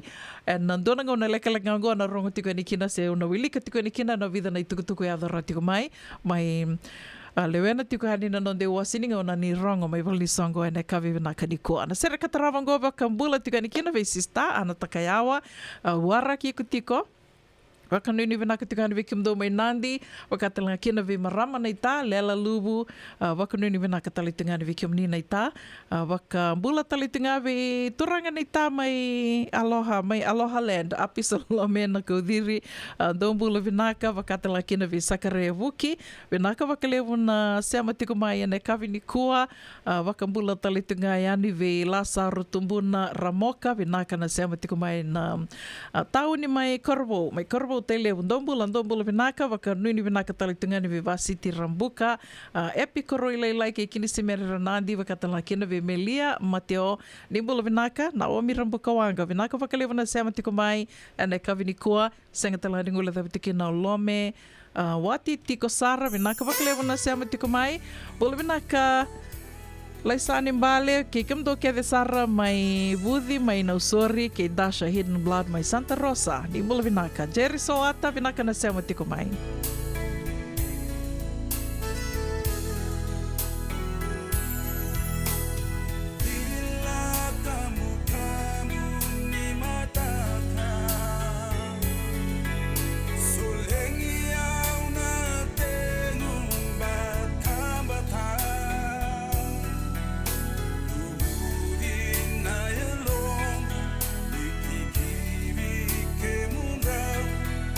Tunggu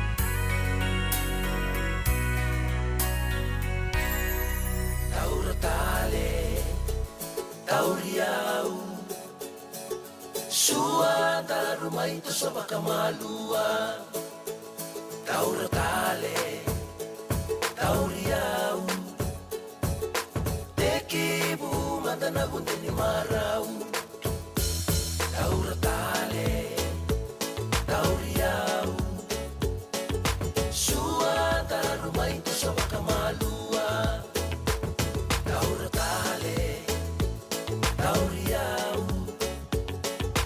tekibu mandana gundeni marau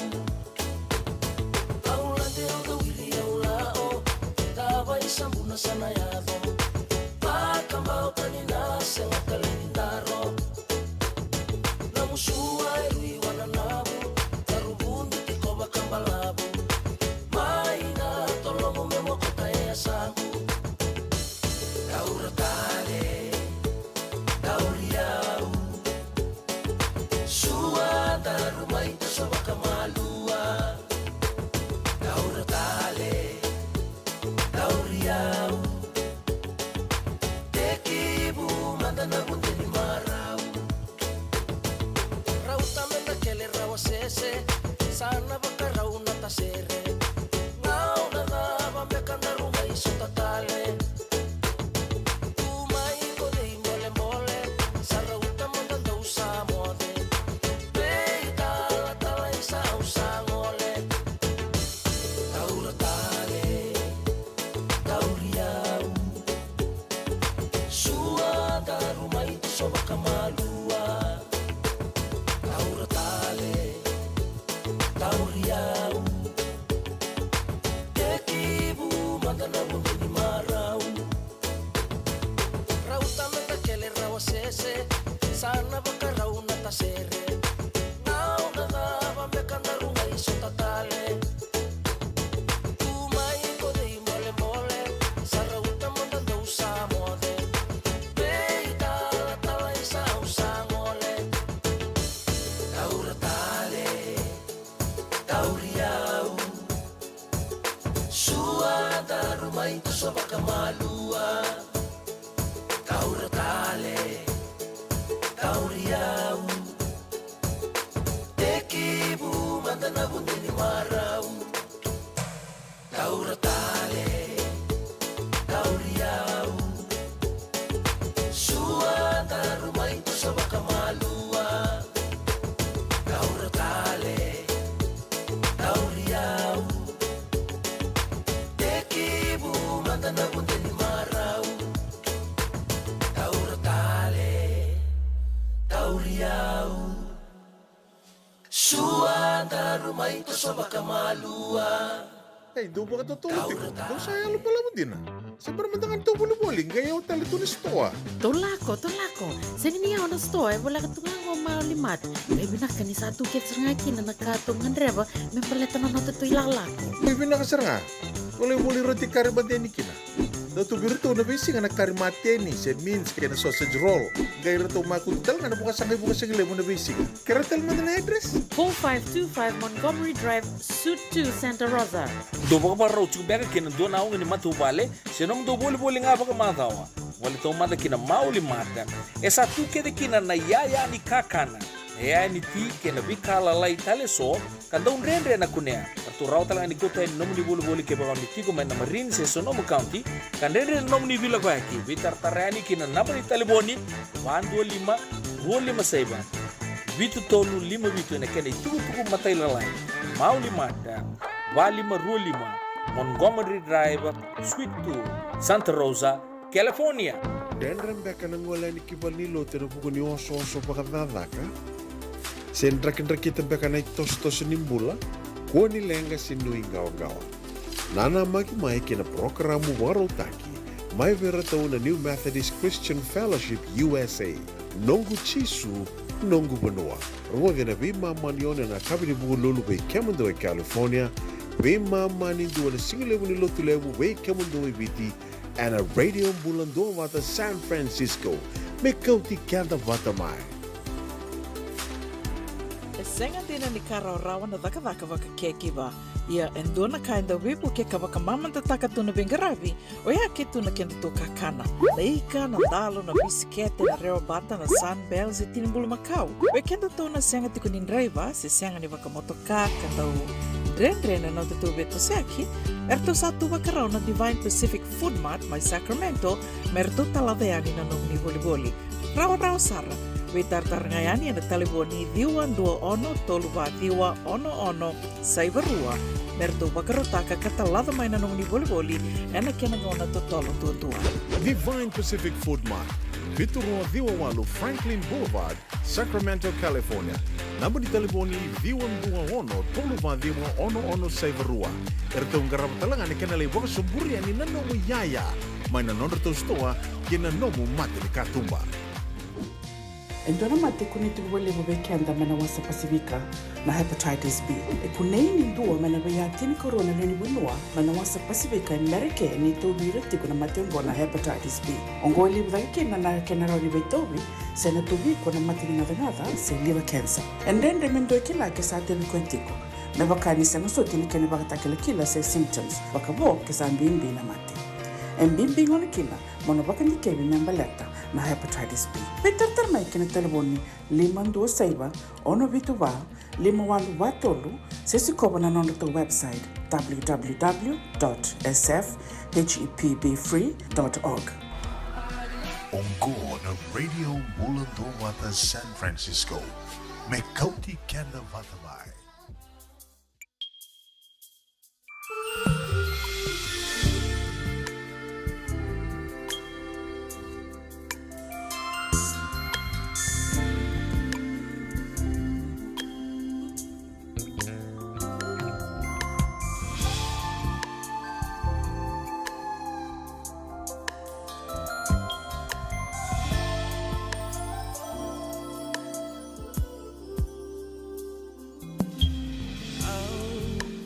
Sampai bakilah sana bakarau mo main beauty kawa sesa boleh kamai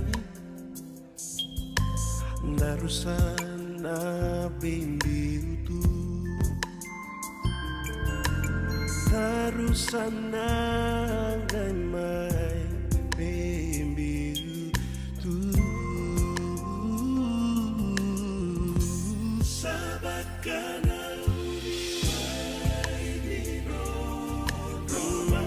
senganina lesumai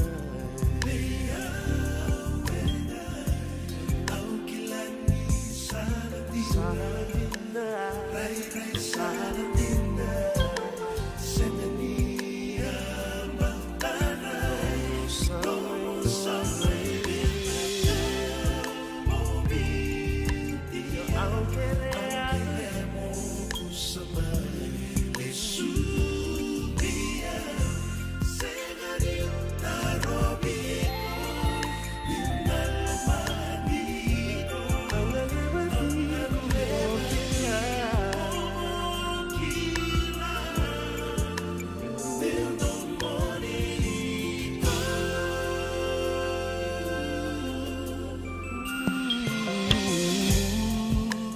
Segani kila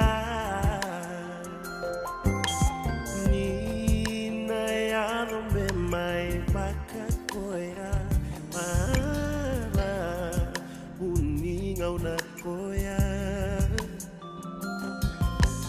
Darua belo maninga Darua mbau daube lo maninga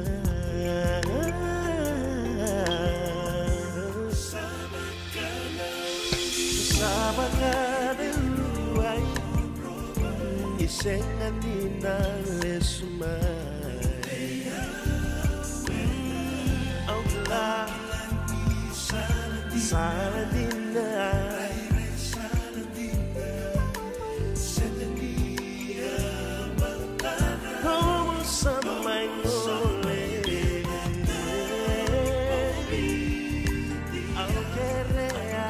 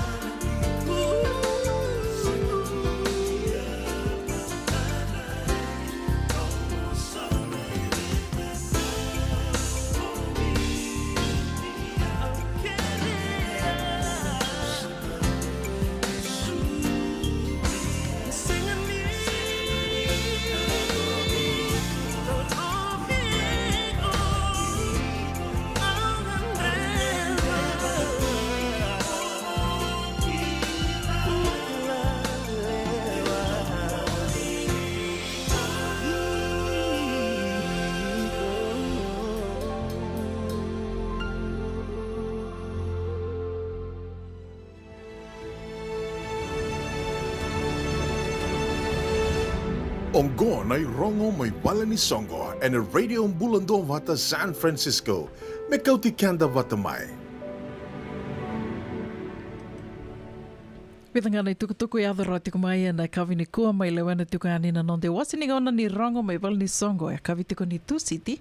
Kawitu ni singa ni bulan November sa sivitangona 5 and rua sangavulu karua na miniti ketu sa buto tungo i tumba o kanui ni vina katiku yani seve ngana vano ni sama tiku mekina matai ni tukutuku ngo memba leta tiku nga na Veisureti karto wakai dhora tiku mai ni songo memba leti kanda tiku mai na Wasa Pasifika nda sampai wakai tiku yana vano libu ngo San Francisco wakatoka i tiku na Salt Sena masi mai, na Salt, S-A-L-T, yana yadhani nonretu i songo ka kero a mai vital no tiko kena iliuliu na turanga ni Samoa o Sweet Tangata. Kero vital no tiko na noa bikim ni na senga ni rongoda ni ngai sikoba ya ni to YouTube channel na Radio Bulando Vata YouTube tiko kena na ni ro vital noa. Membaleta tiko na i songo ngo na Salt, duanga na Veisureti kena i Wakakavi. Dona Wakakavi to wakarota ka tiko membaleti kanda tiko mai na Wasa Pasifika kanda sa mai wakai tiko na bono libo go San Francisco go na non rito sanga tingame da ngoleani da laki ndambe da rongoda na bekai so erto sa sanga ka tiko erto sa non rito i tuba tiko membaleta na non rito bengaravi vekenda mai na Wasa Pasifika Tonga Samoa boleh kamu tuko na rutuma ya rutuma talanga ke kenda mai viti kanda sa mai wakai tiko go i San Francisco. Tiko talanga ni songo ni Regional Pacific Islander Task Force kando bitoko ni tiko mai ken Radio Bulando Vata yoya e baleta tiko na state ongo California ka tiko talanga na Tambana and a state taliso ya ortona i songo ngo na Salt wakatamba kindua weekenda na tiko e San Francisco ya senga ni ken mbaleani senga ni rawan yun ngole mai kina na tiko mai na Sonoma County na Marin County bikim do mai Santa Clara ke wakando ngole mai ni mataka da mai sota e nandua na wakai kabi kana wakai dhuritiko e nandua 57 Executive Park Boulevard Suite 2200 San Francisco Pacific Islander Cultural District Community Meeting e na wakai dhuritiko e ni mataka ni bosota na lotu lebu. Wakai dhortiko na lotu lebu na ikadhiwa ni singa ni vulangona vula November tiko butiko e na ono na kaloko e kabi. Tuku katarava go memba leta tiko na nonreto Veisureti ki na singa ni wakananumi wakatoka i tiko na Remembrance Day, Remembrance Day o wakabauta singa ra wakananumi tiki na uira na lakoeani ki na iwalu Remembrance Day 2023 wakai dhuritiko mai o kila iran beka na nonretu songo na sotia luwa isulu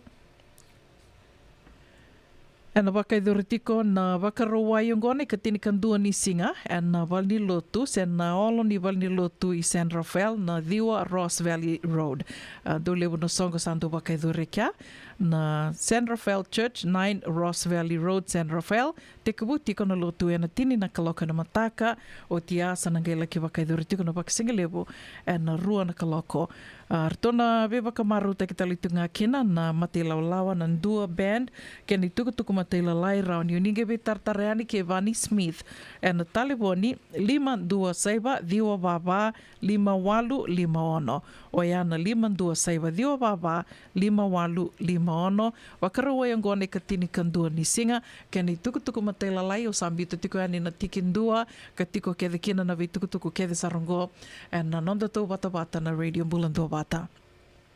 O tingau ya sukanga na songo ya sena wakasinga lebo ya na singa na nondra singa ni wakananumi na sotia luwisulu ka rawa ni ndatongele sota tiko ya ni ke na nondra to Cover Barrel na Tangi Maudhia Development Fiji Family Aid. Tangi Maudhia Development Fiji Family Aid Cover Barrel and wakai dhuritiko and Pacifica Islander Cover Bar and Rua Baba Vitu Lima Mission Boulevard 24475 Mission Boulevard Hayward a te kabutiko na 5 na kaloko ne kabi gele ke dawa tiko na tini karona kaloko and bongi lebu na tabukaki se na waka ke na toa Yana pakai kabi na tikite $5 ni bosotiawe $5.50 $5.50 na idurduru wakati ko kina na pakai kabi kay na yang gona cover barrel na pakai idurtiko na cover bar I Hayward kena tukutuk matelalai ninguém vi tartareani na telefoni 216 522 2516 o na 216 522 2516 rau talangani ni wakotangani na nomni soli ke bakani o soso na buku ni dakadaka sen o soso ni matabu vale sen ni na adro ni kina sen na lenga rau ni wakotangani na nomni soli sambito kaningori na zel na namba moni na zel ni kina na 125 walu vavitu 516 125 walu wabitu 516 sa tiko talangayani na nonto tui rongo me valisongo na tikinduango na radio Bulando Vata. O te otini tukutuku e adoro tiko mai na nonde o siningo na ni rongo me valisongo na kavini kua me baleta tiko nga na beba ka lotu taki karto me vaka adoro tiko na isongo lotu na New Methodist USA.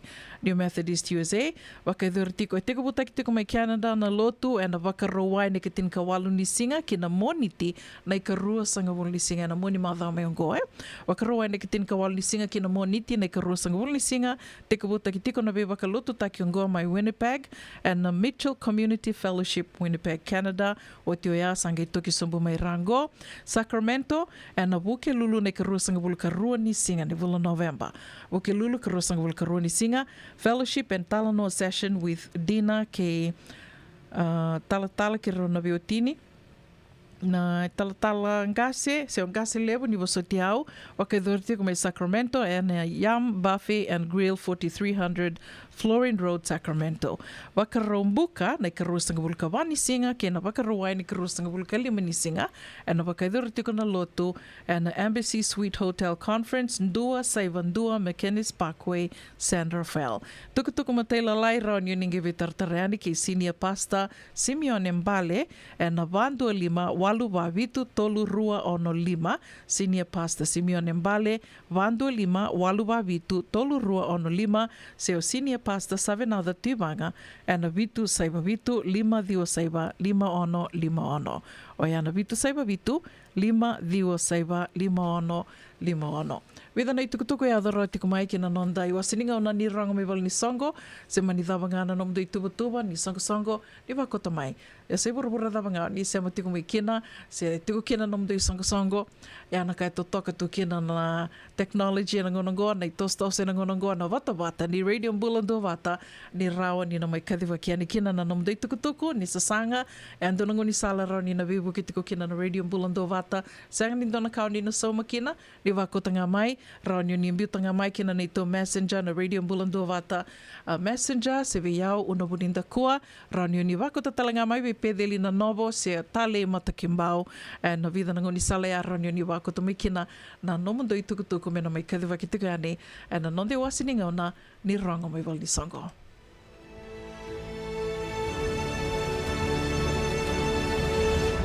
Ongo na rongo may wala ni songo and a radio Bulando Vata San Francisco. Me kauti kanda vatamai.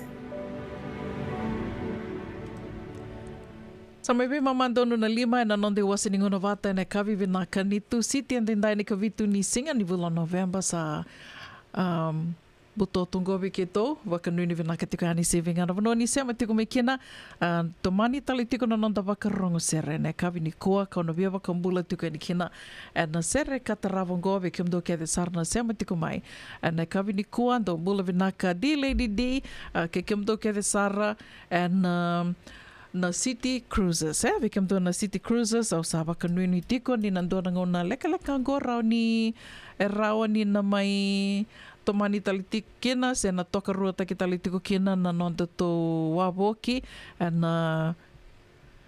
i San Bruno waka nuni vinaka talitungani vi kimundou Senga tala ni ngule tavitu kino Katie Mara ni Katie Mara ni wasutiao ni mbula binaka wakambula tali tingani vikimdo mai Wagga New South Wales Australia do mbula binaka laveti mbali suva ke kimdo ke desara na sema tiku mai ngori senga tala ni ngule tavitu kino obi wase langi ni mbula binaka wakambula tali tungayani vei Penny Simani isa Totayo Lepo. Thank you for tuning in. My Canwick, Washington, nimbul vinaka, nimbula. Wakambula talitingan vi Luisa Maiden Kumbombola, vinaka wakalewa na sema tiku mai neka vinikua. Wakatalakina vi Jerry Sowatan, dombula vinaka Esita Vermbasanga, vinaka wakalewa na sema tiku mai. Waka nuni vinaka tikani vi kiomnise. Vingana vano ni sema tiku mikina, neka vinikua, ana takaya, mbula vinaka sista. Waka nuni vinaka talitingan vi kiomdo, mai asanangori. Serango mena nomini keve tiko, wakati laki na vikium ni keve sara na vingaravi tiko, na vivu no ni vingaravi so, nimbul vinaka. Kuita kiena wani babono Wakusa kusa solia utaudoko Nindondo mongo enda matambo Kaono sangat takiko au dhaka voli o dhanamuno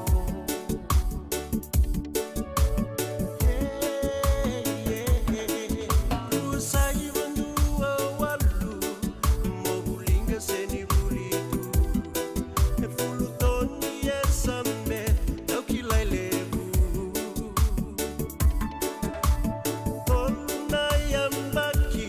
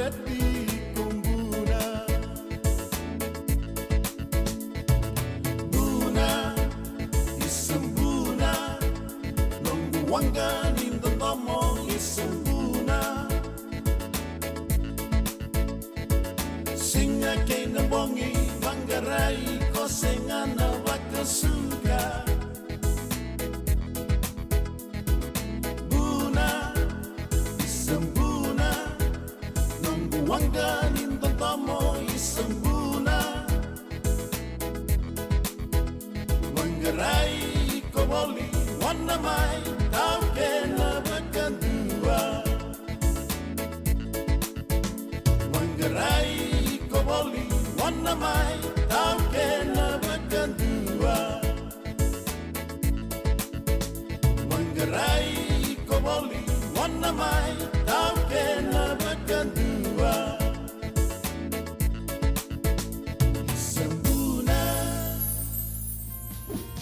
Endona mate kuniti wale bobe kenda mana wasa Pasifika na hepatitis B. Kunei ni ndua mana baya tini corona nini winua mana wasa Pasifika Amerike ni tobi retiku na matengo na hepatitis B. Ongoli wake na kenara ni betobi sena tobi kuna matini na venada se liver cancer. Endende mendo kila kesa teni kontiko. Na bakani sanga soti ni kene bakatakila kila se symptoms bakabo kesa mbimbi na mate. Mbimbi ngoni kila mono bakani kebi membaleta na hepatitis B. Peter termai kena telefoni 52 ono vituva 51 sesi kobo na nondo to website www.sfhepbfree.org. Boleh binaka ni Matthew, isa bagus-kusibe. Isa ni bula binaka o se vive mandoko kina maoli mat.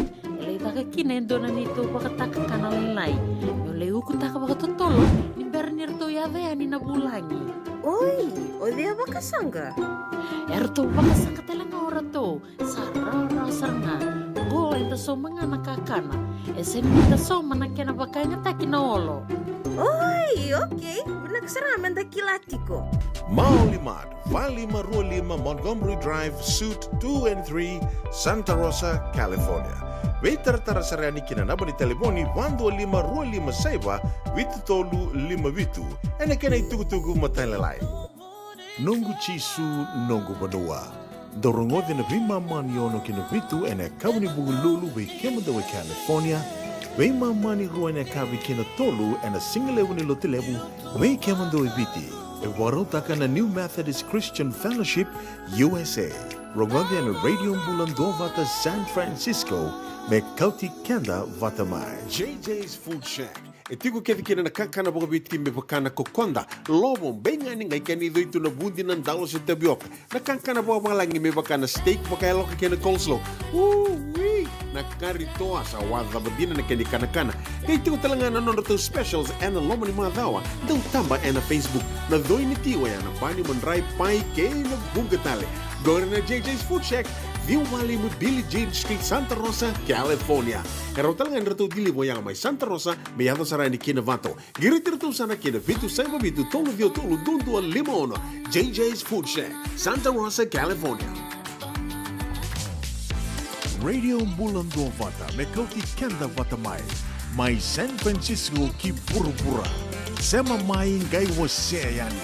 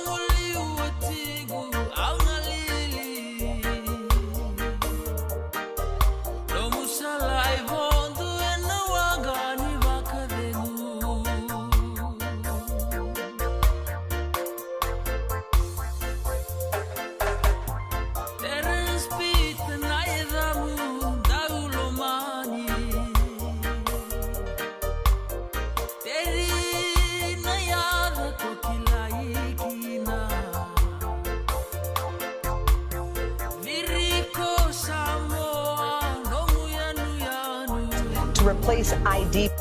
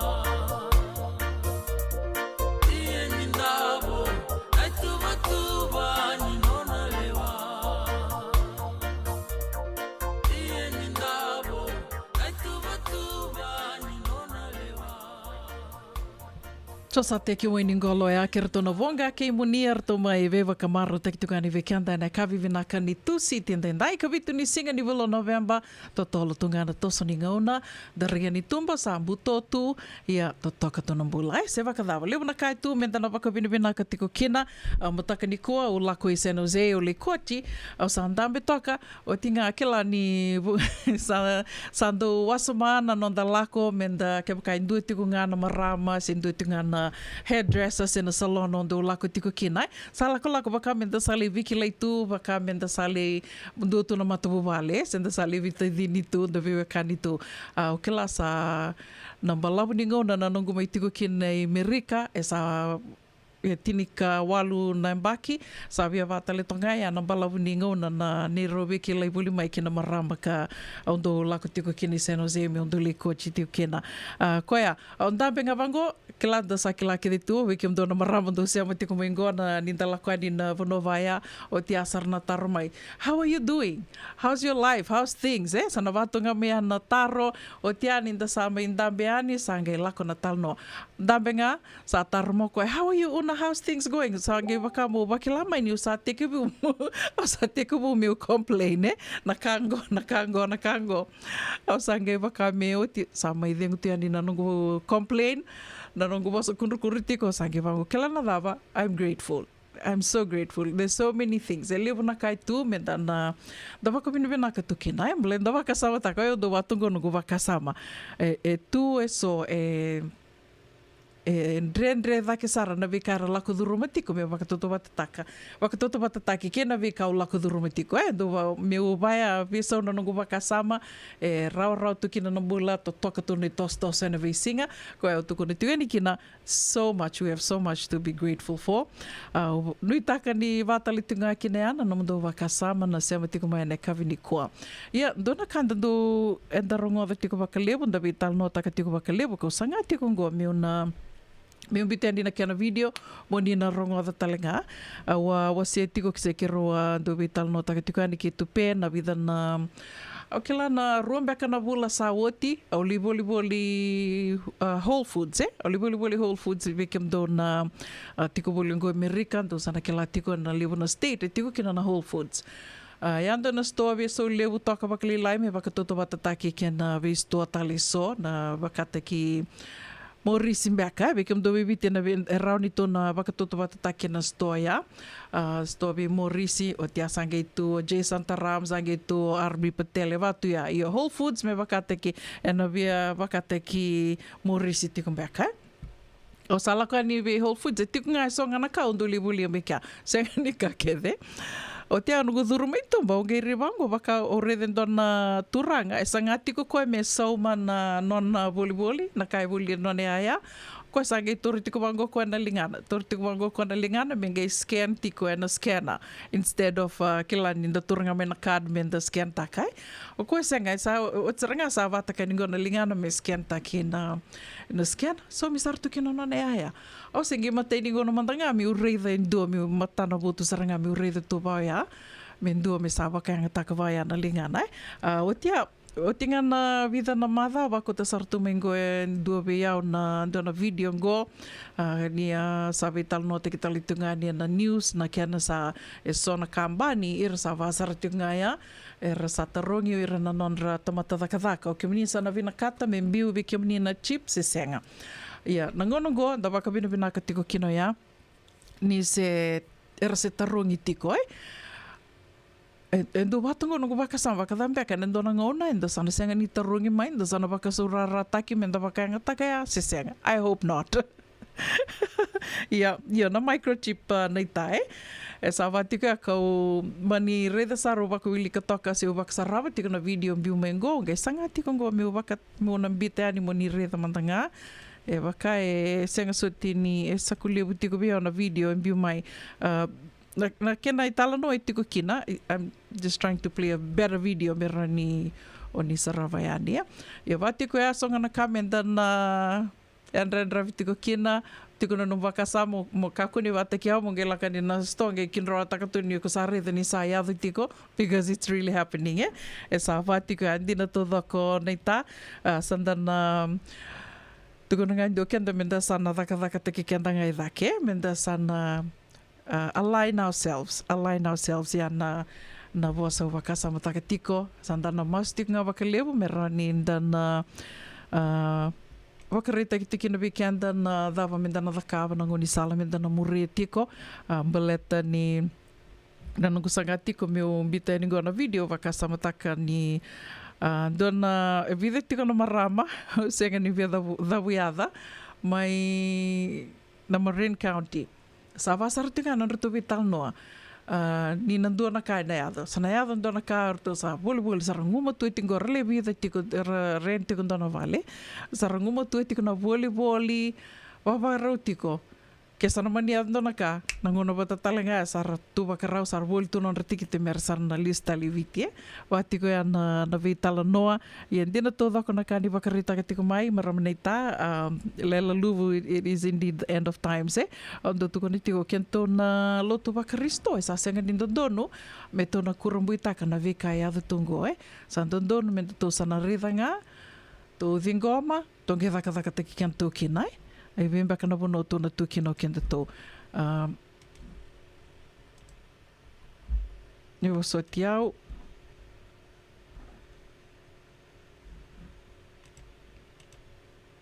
obe wa senga ni na video go merani morani ni na kilakina na kausangati ko me utala no takani devices in the employees, and our guy Ron Mott is at the party. Hey Ron, how is it? Hey Hoda and Matt, good morning to you both. You know, we all know people complain that their companies treat them like machines. Well, 3 Square Market is sticking it to their folks today using these needles. Now let me show you first what this microchip looks like. It is about the size of a grain of basmati rice. So Patrick here is the CEO, Andy is a licensed body piercer, so let it rip. We're going to see this now. I can't look. I can't look. Needle is in. Chip is in. Bingo. Not very much blood at all. Patrick, how'd that feel?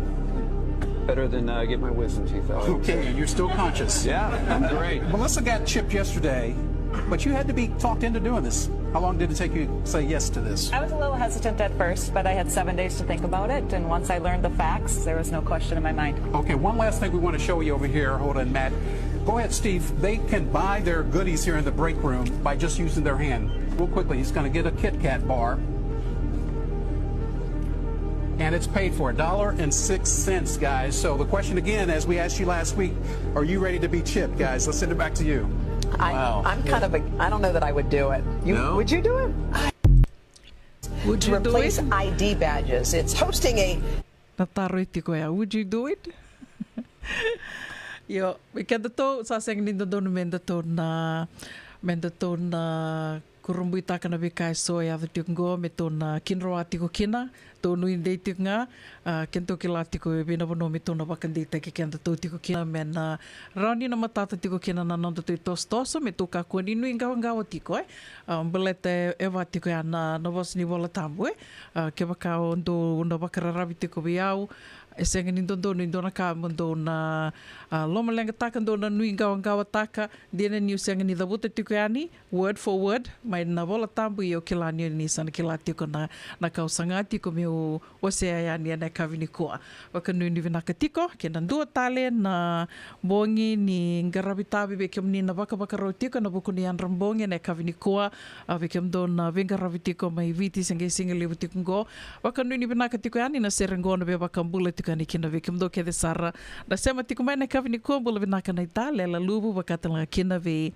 na ita salni ata na ingia sandende au ni takan yo ni bula vina ka tiku sista venga na bono ni sema tiku mai kina ni vili ni tiku kina ana kavini ko vakambula tiku ani ve kimdo bakatala kina ve tale bula vina ka tale mata kimbau ke kimdo ke de sara na sema tiko ngori mai na 5.5 TV Road mai Kinoia ndong bula vinaka ni taran dini tonga baka lebu baka nui vinaka talitingani we kimni baka tanga kino we di lady di ke kimdo ke de sarna City Cruises bula vinaka Katie Mere la we timbali suba ke kimdo ke de na sema tiko mai ngori mai Wagga New South Wales baka tanga kino we Obi Woselangi ni bula vinaka turanga tau bula vinaka Penny Semani mai Washington Kennewick, Washington, ritaka ni ondo bula-bula binaka tiko.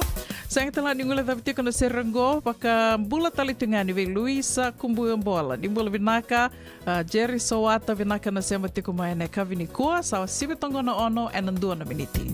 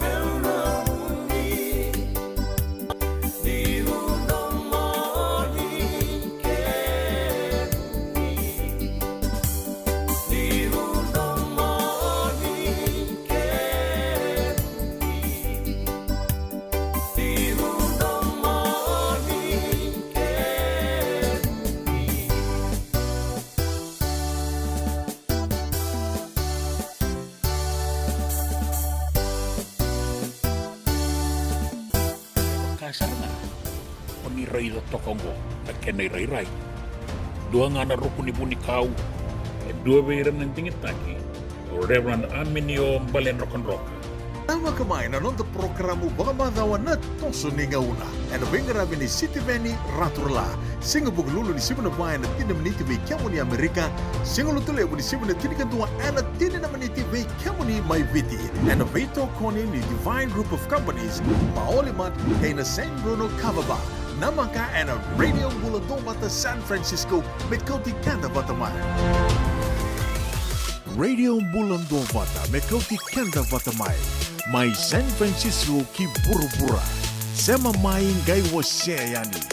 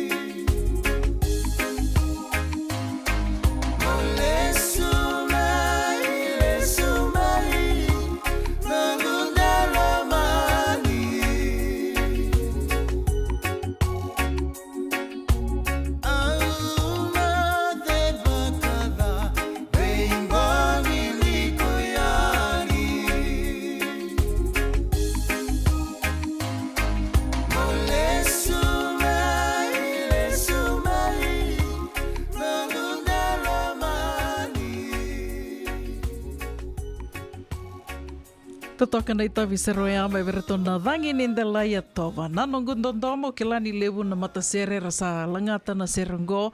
Sega ni serebo, sere makao toka. Ia entiko sarangai so er na langata. Ka waka me dhambe ka mutuku nai. Me o wake la sarangai na wuni lomu.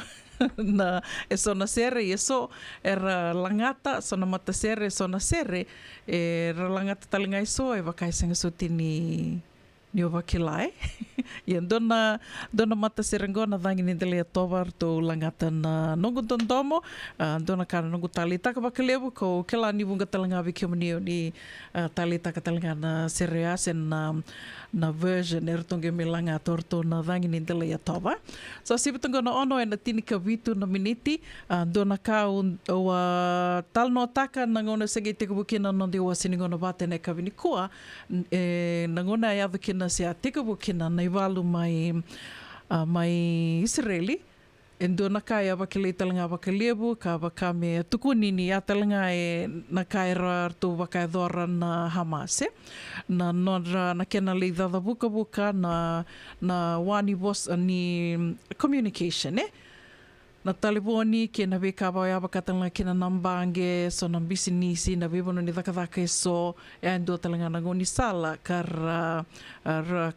roni utukuna ni do talanga ni wale mbeka ni walu era to waka doreani na Hamas. Ia, o tia au ge dona ka ndo wasia talitunga ni wakalebu na nongo do benga rabitiku ani na radio bulan do bata na nongo do sanga meu be bakan rati tiku ani maleta o yo mandanga bakatiki on dena ni ndo mai wasia tiku ani na bunga na ngona ye le talanga na ngona ungule dava bakatiki awe ko ya sono ngona bakame ngendo kindaba mai ni isango saranga ndo na ka ndo tal nota ka bakalebu se ndo wasia bakalebu se ndo sanga meu be bakan rati tiku kinai na ngonongo na internet ka kedanga anda sarida na internet ia e lewu talanga na ngona and wakila ninda butakodi rau ninda butakodi talanga e na internet and dona ka rendo wakambimbi taka tiku mena ken dau menda na gangaroni tiku kina o ya niko sala kon wangara dona ka na internet mo garona bina kasara ni na website ko ngoli tiku kina ya se o wangangara tiku kina se wili tiku kina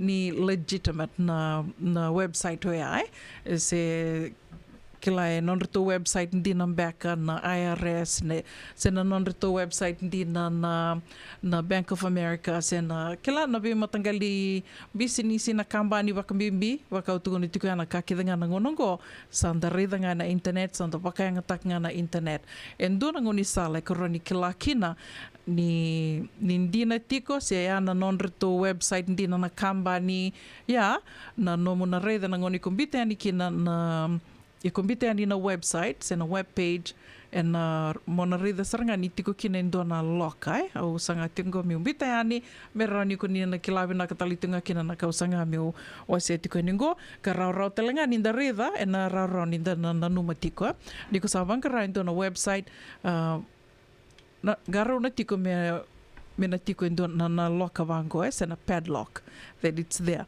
Yang ngoni sali koroni kilakina, ni ndina ngona non reto website ndina na IRS senga walanga nyo ya secure takie kila ndende ni na lako ani kina nanda umbutako merasanga merambutako da na nonda information na beka kede tiko na website o ya ento ngoni sale koroni kila kina ke bakai ko boli tiko na website sindona kai ko wakale fomu kina mo sanga mbita tiko ani kina na nomu na tuku membele tiko sena nomu personal information make sure that it has this padlock ni kumbita ani na website e tiko kina na lokango au nditaka ni sarani na matata tiko niya wakatalanga kinango sanga mbita tal tiko ani ndongo merani rau ni dana nomu tiko baleta baka utuku ni tiko ya matanga sonongona au lako na website ang gendo pa kami ukindang bera talitu go saranga ndo na kaundo wasi tiko bakalebu and besinga na nungundo sanga mi be bakarara matakitiko me rauninda nanganga raunitiko kina dayandra vitiko na sona kavango ka rauninda buta ko dikina na ilavo na nonda personal information koya ni ko vangara ndo na website garona me tiko mo reida ni tiko kina na lokango ai me wā tiko ngo. So ngana ka o na numani na mai wewu ke tū e na nonda mai vese ma ti tiko na nonde wa siningo na wata. E na vea kawi ni moni tike na wakarombuka Radio Mbulando wata ni sa sivitonga na ono e na ruasinga vulukando na miniti. Tona nguna leka ngā ngorongwa di tali tiko kina na oti ni wase ni rongo mai wali ni songo e na kawi ni kua. Iona vea wakambula tiko na sera kataravangove sista liti toko ana ndombula vinaka mai Pennsylvania, Savada, saluto na snow weekend do me sanangori. Wakanu ni vinaka tiko yani, dito sa vinaka tiko na Vingaravi, ka wakatala kena viadura, seru kasari. Dombula vinaka mai wele kutu, wakanu ni vinaka tiko yani vikimdo, and kavi vinaka ni tusi tendendai, sa singilibutumbaka ni bukilulu vikimdo mai sanangori. Wakambula tali tiko yani vi Sofia Loloma, ni bula vinaka Sofia, wakanu ni vinaka tiko yani vikimni, wakatala kena vi eseta na kete, Litiana Vangi ni Tomba, nimbula vinaka wana, tale wakarua, nimbula lela, mana watu kiwai. Nibo so tiau, waka nui ni vinaka tukani vikam dona marama, mbula vinaka na ita, lela lubu, wakatila kina vi andi tuitonga, vinaka wakaliwa na sema tiku maina kavini kua, mbula vinaka falena, iwa mera mangiti, waka nui ni vinaka tukani vikam nrau, wakatila kina vi sauradu, vosa itonga Suliano, nimbula vinaka, waka nui ni vinaka talitunga yani, vingana puno ni sema tiku maikina, ina kavini kua, longa niu dhava, o ni vili niu tiko kina e na kavi ni kua, nui taka, nindana vili niu tiko e na matan renrenren. Dina ni renren na sana ngona, but it's okay. Tos tiko ngana tos, eh? Wakanu ni vinaka tiko ani e na kavi ni kua e na Radio Mbulando vata, ni sa sivitanga na ono e na rosanga vulukatolu na miniti.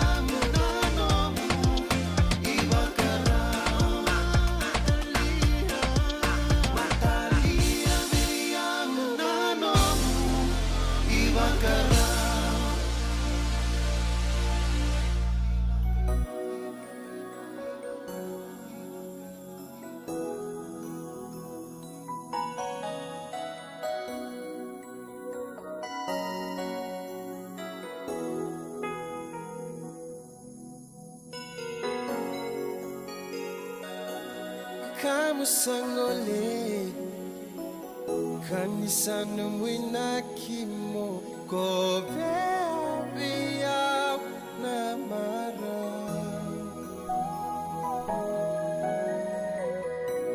obaka mama su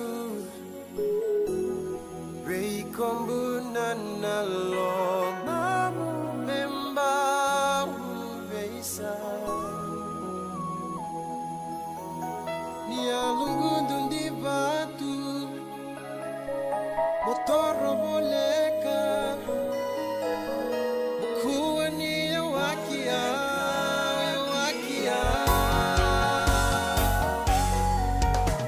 Awaka taronga Seda bumeka nombu inaki Motantan beya Mosana ngole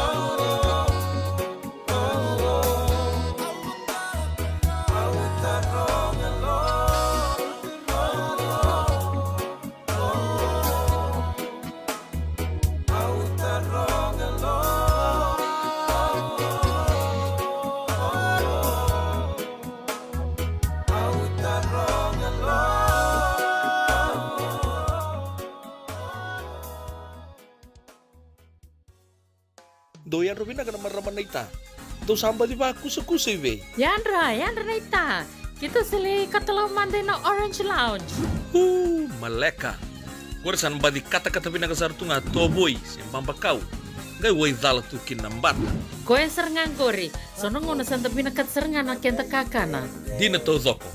Keba kitu sana berata ini baga singelebu, kitu sana gele baga kabi ngaya ni kena. Na Orange Lounge, kata lau baga singelebu se baga kabi, e baga rau tengi tu baga mango sanggai to toka na bono ni kana. Mai na menda tu ide ni ti, kena baga singelebu se baga kabi me bakana baga sekera. Na sui, ike tabu teke, roro baga lolo keina vida tale. Gira rau mo kila na menu ni singoya. Na Orange Lounge, tolo-tolong dua Orange Street, Santa Rosa. Yang dua tala na tamani vingarabi ni Divine Group of Companies. Dola mena wala kaloka na mataka, kina wala kaloka anambongi moniti kina singatambo. Na Orange Lounge, tolo-tolong dua Orange Street, Santa Rosa. Dendran beka nang wala ni kibalilo tira buko ni oso-oso pakadadaka. Sendrak-ndrak beka na itos-tos nimbula, kuwa ni lenga sinui gawa-gawa. Nana magi mai kina programa waro taki. Mai vera tau na New Methodist Christian Fellowship USA. Nongu chisu, nongu banua. Rua gana bima manione na kabini buku lulu bei kemundo e California. Bima mani dua na singilebu ni lotu lebu bei kemundo e biti. And a radio bulando wata San Francisco. Me kauti kanda wata mai. Hey, doon ba ka tatulot ko? Doon sa ayalo pala mo din Siyempre mandangan to buli-buling, gaya o tali to ni stoa. Tolako. Sige niya na stoa, wala ka tungang o maulimat. May binaka ni sa tukit serangaki na nakatungan reba, may paleta na nato ito ilalako. May binakasaranga. Wala roti karimateni kina. Dato birito na bisi nga nakarimateni, said means kaya na sausage roll. Gaya rito makuntal nga na bukas ang lemo na bisi. Karatal mo na address? 4525 Montgomery Drive, Suite 2, Santa Rosa. Do baga parau tu bega kina do na ni matu bale, senong do boli nga baga matawa. Wali to mata kina mauli mata. Esa tu kede kina na yaya ni kakana. Yaya ni ti kina bikala lai tale so, kanda un rendre na kunea. Tu rau talang ni kota nom ni boli ke baga ni tigo men na Marine se Sonoma County, kan rendre nom ni vila ko aki. Vitar tarani kina napa ni taliboni, 125 saiba. Vitu tolu 5 vitu na kena itu matay lalai. Mauli mata. 2525 Montgomery Drive, Suite 2, Santa Rosa, California.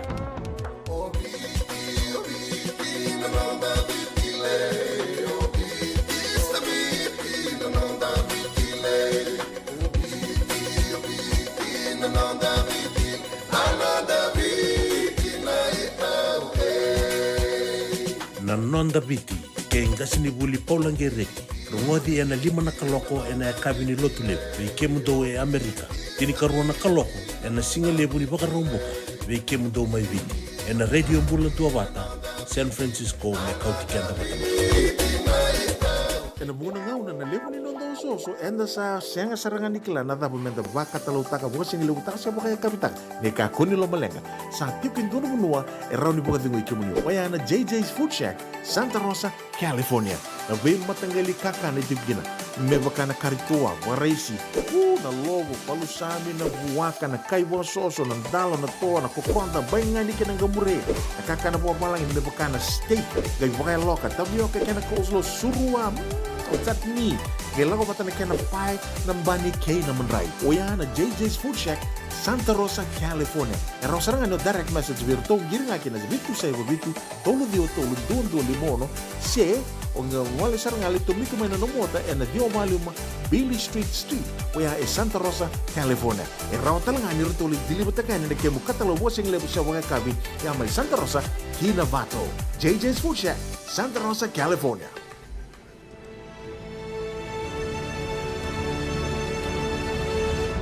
Onggo na rongo may bala ni Songo and a radio bulando vata San Francisco. Me kauti kanda vata mai.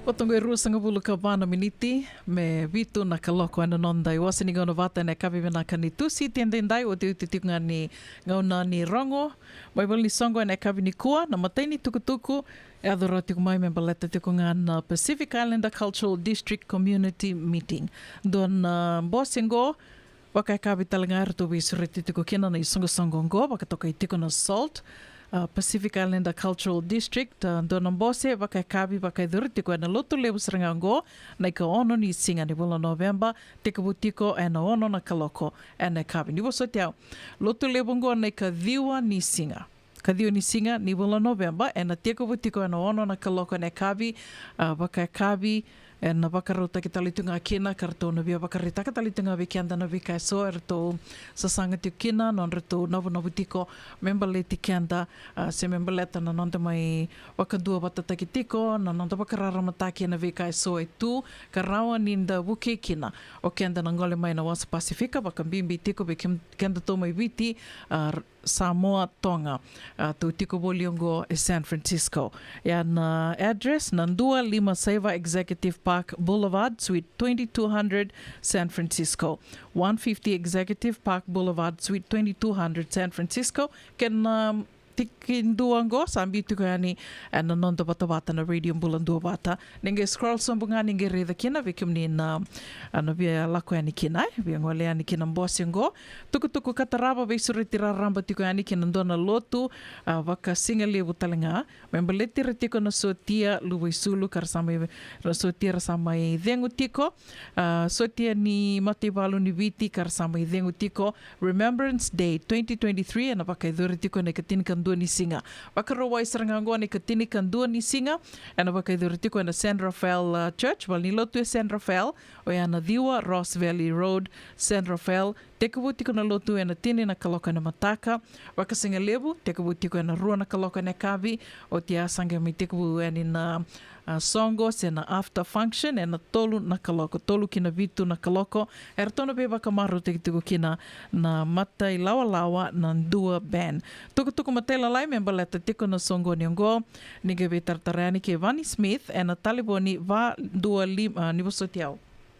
527 diwa baba 5850 Oyana 527 diwa baba 5850 Tuku kataraba ve suretira ramba talitungani ni sa otingana non dato lotu member le tirtiko no sotia karsama idengo tiko sotia ni viti tonga ve muriani do tuko nanga o tisoni tonga ve tutu yani vaka soseji kina cover barrel go vi kemni dona ngalala tiko e na vakarawai kina cover barrel waka idurtiko e na Pacifica Islander cover bar member le tiko na tangi Maudhia Development Fiji Family Aid e na tiko butiko na lima na kaloka na kavi kina tina karona kaloka na bongi lebu ni wakarawai talanga go na ikatin kandua ni singa ni vulo November Pacifica Islander Cover Night 24475 Mission Boulevard Hayward na tikite a $5 wakatiko kinongona waka kavi ke na yangona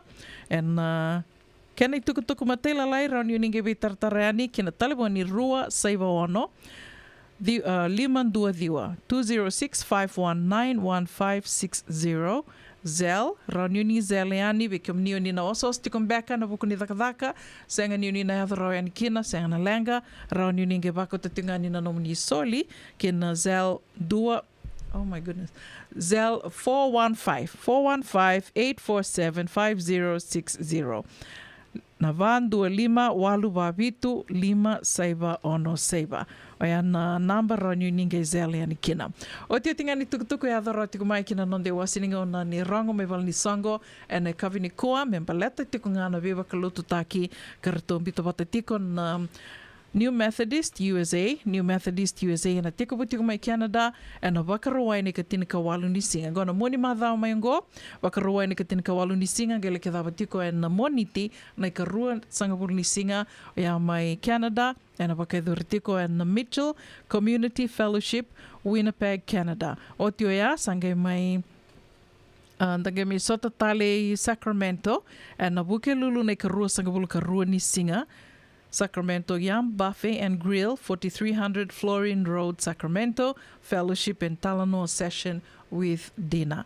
Otio ya, na kena otio tini lotu sanangela kibaka idhoritiko and Embassy Suite Hotel Conference Room and Nandua, Saivandua, McKinnis Parkway, San Rafael, and na wakarombuka na karua sangapuluka vani singa ke na wakarawai na karua sangapuluka limani singa ni vulangona vula November tuku matela lai membaleta na beba kalutu takiongora o ninge ve tartarani ke talatala Simeon Mbale and na taliboni 125-822-305 o yana 125-822-305 se Senior Pastor Savenada Tivanga ana vitu saiva vitu 5 saiva 5 ono 5 ono. E ana vitu saiva vitu 5 ono 5 ono 5 saiva 5 ono 5 ono.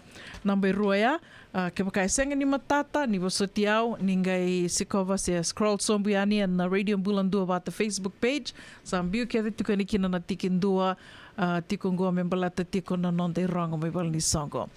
Se mani songo davan do lewena tiko sendo sengai na vuda tiko mena gai toia botaki ni wakota mai na nomando tuku ni sasanga davanga do sasanga takatiko do sasanga tiko kina wako mai me mai kadwa ke wali tiko yani gondo na ngoni sala around na vivo ke tiko kina na Radio Bulan Dua Vata kina nomando sasanga me mai kadwa ke wali tiko yani na vea kabini moni tikina wakarombuka me na tolu kina vitu na kaloko ane wasini ngauna ni rongo me val ni songo. Sabotongo e tini ka vitu na miniti me vitu na kaloko to mani talitiko na nonda wakarongo sere e na e kavini kua ka na sere katarabangondo e tiko na sere vou mai tabodi tiko e na mada rua sawati da rongo da tiko kena nandomo i kerin damu ke na dona turanga naita mai na sau wakambota turanga ni na sau aro mai langa servata tikoani na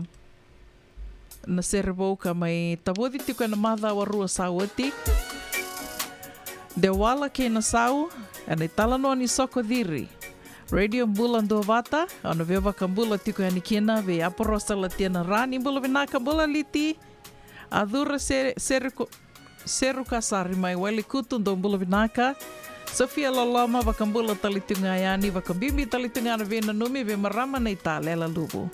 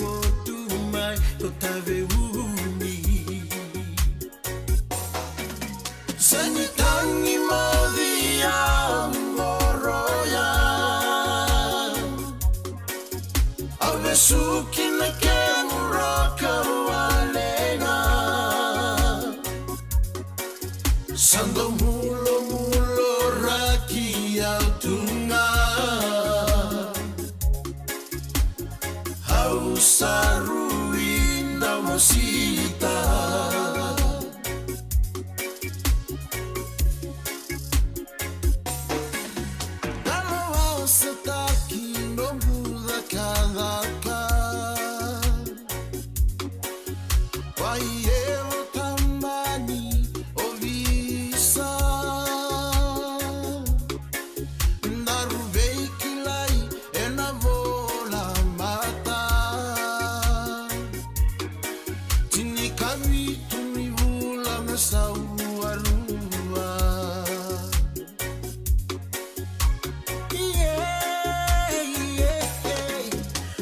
somo tave uni e lamini Korani basu e bunga ko susumi Navada kona tawan muile lavi Rogandamu lamosa mai sevi Senitangi maudhia mboroya Abesuki na kemuraka walenga Sanda mulo raki autunga Ausaru inda masita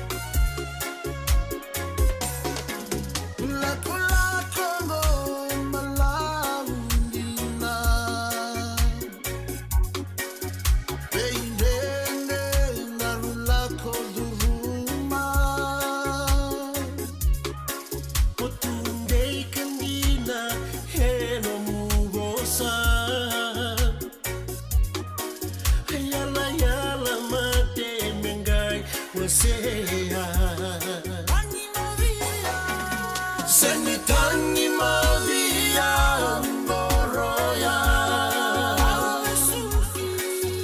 Amesuki na kemuraka walenga Sandau mulo raki autunga Ausaru inda masita Senitangi maudhia mboroya Ausaru inda masita Senitangi maudhia mboroya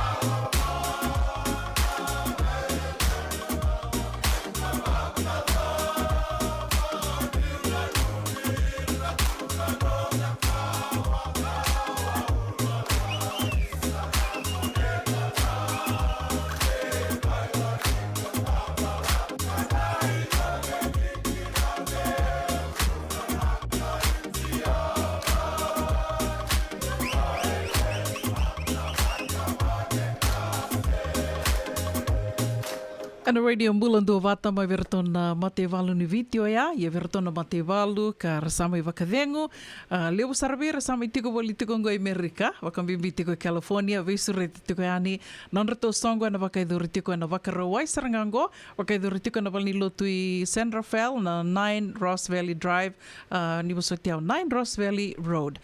San Rafael o kela ni bungabi kiomnio ni sana kila tiko na valni lotu ya, i San Rafael, teko bo tiko na tini na kaloka na mataka na lotu o tianga i wakaiduri na wakasingalewa na rua, tolu kina vitu na after function tona ve wakamaruta ki tukina na mate lawa wakaro wakatangi takianu gona non ratu sere tona ndua band o tia sanagela ki dangeli wakatini ani ver tona tangi modia na non ratu cover barrel wakaiduri tiko mai na Pacifica cover bar mai Haywood na tuku talenga ya sana mai dawa tiko kina non de wasiningo na vata na kavivenaka ni tu siti ndai ka vitu ni singa ni vula November ni sabotongo ono na miniti me vitu na kaloko. Venaka pakalevu na veto mani tiko mai na kavini kua, venaka pakalevu na ndau veto mani tiko mai, e na vesinga. Vikiamni na ndau wa sea tiko yani na nando batabatongo, ke revivo ke tiko ke rauni ni wa sea tiko nga yani na vesinga, share, dona like, se vida bata na like, me rauni ra muri ke tau tiko mai, se muri tiko mai na nanda matapu wale, ongo na radio mbulando bata, neto sa sanga tiko ya menga i dhava nemba kiongo, me sandua na ndrau na undolu na nanda leo ni matapu wale, ni radio mbulando bata. Ngono ngo e sa ono sanga bula ka walu, wakadhada tiko na undolu, na leo ni nanda tau matapu wale, na radio mbulando bata, kali u tiko na wakabina binaka, vikiamni ke thesar nanda usema tiko mai na veisinga, na porokaramu iso enda urungodi tiko na nanda iwasininga na bata na vea ke wakau nindo da lata, senga na lenga. Usureti ke mani, mo ninga ndo sikova tiko yani na radio mbulando vata YouTube channel, ndo mbi tiko kina na be porokaramu ke thesara, wakarau taki, mo ninga rongoda, na no mningo na nga, o ni sana ngalala kina, ngona thaba nga o ninga ndo rongoda kina, rawa tu na wakarongoda tu na bekai so wakambibi tiko na radio mbulando vate na ngonongo ni saro ni ndarongoda tu na nonda taliboni on drive tu o saro ni rongoda tu kina koe ana kai totoka tu kina na itos ni ngauna tos tu na technology ka ndando vital no takatiko wakalebu Samai watunga e wana miniti me vitu na kaloko. Nomo ni toka ningo unavu ninda kua. Waka nunu tiko ninda sana mai verongo dindomo tiko ke tupe na kavini matakai. Me dhawa na ngauna nda ngai verongo dindomo tali tiko kina. Ni te wakadengo toko manda. Tawa wakamele ina mangosa ni ke muito vaki. Niko diri no wakabunga no muanda usarabi.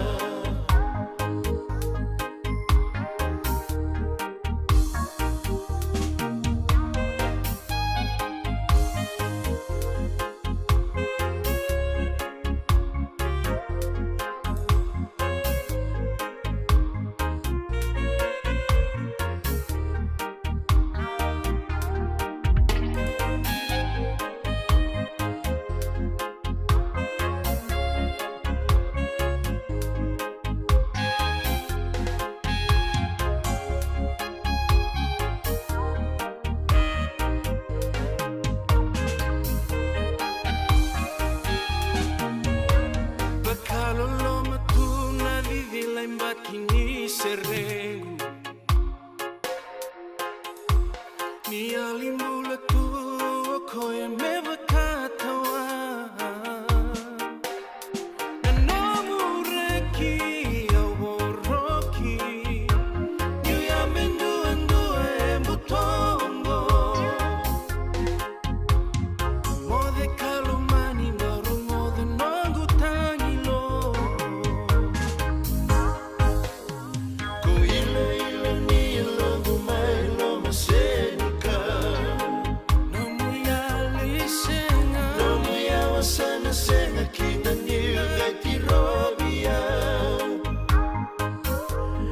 Moleka angareba Ni utongu mokila Moleka angareba Ni utongu mokila Moleka angareba Ni utongu mokila Então ka usava ka nanderubi wasi juga nunggu itu bukan bitan longgon na ngauna na sere. Sa dotu nga son to pakai lala bo suri nunggu ngabo ka boka. Bata pa kanisa mo lang dito mo nandu to ka. No kita ni sing lala to sunan tangga bo boka. So ba sini naket lala tal ngabo. Nissan Bulavinaka. Sema mai ka wasean in a radio bulando mata San Francisco. Tarungodi na tolu kina bito na kloka na kama ni moni tiki na borobuka bei kema dawa ya Amerika. Dini kina ruona kloka na singa levo ni tusi di kina borowai bei kema dawa biti. Radio bulando mata San Francisco. Me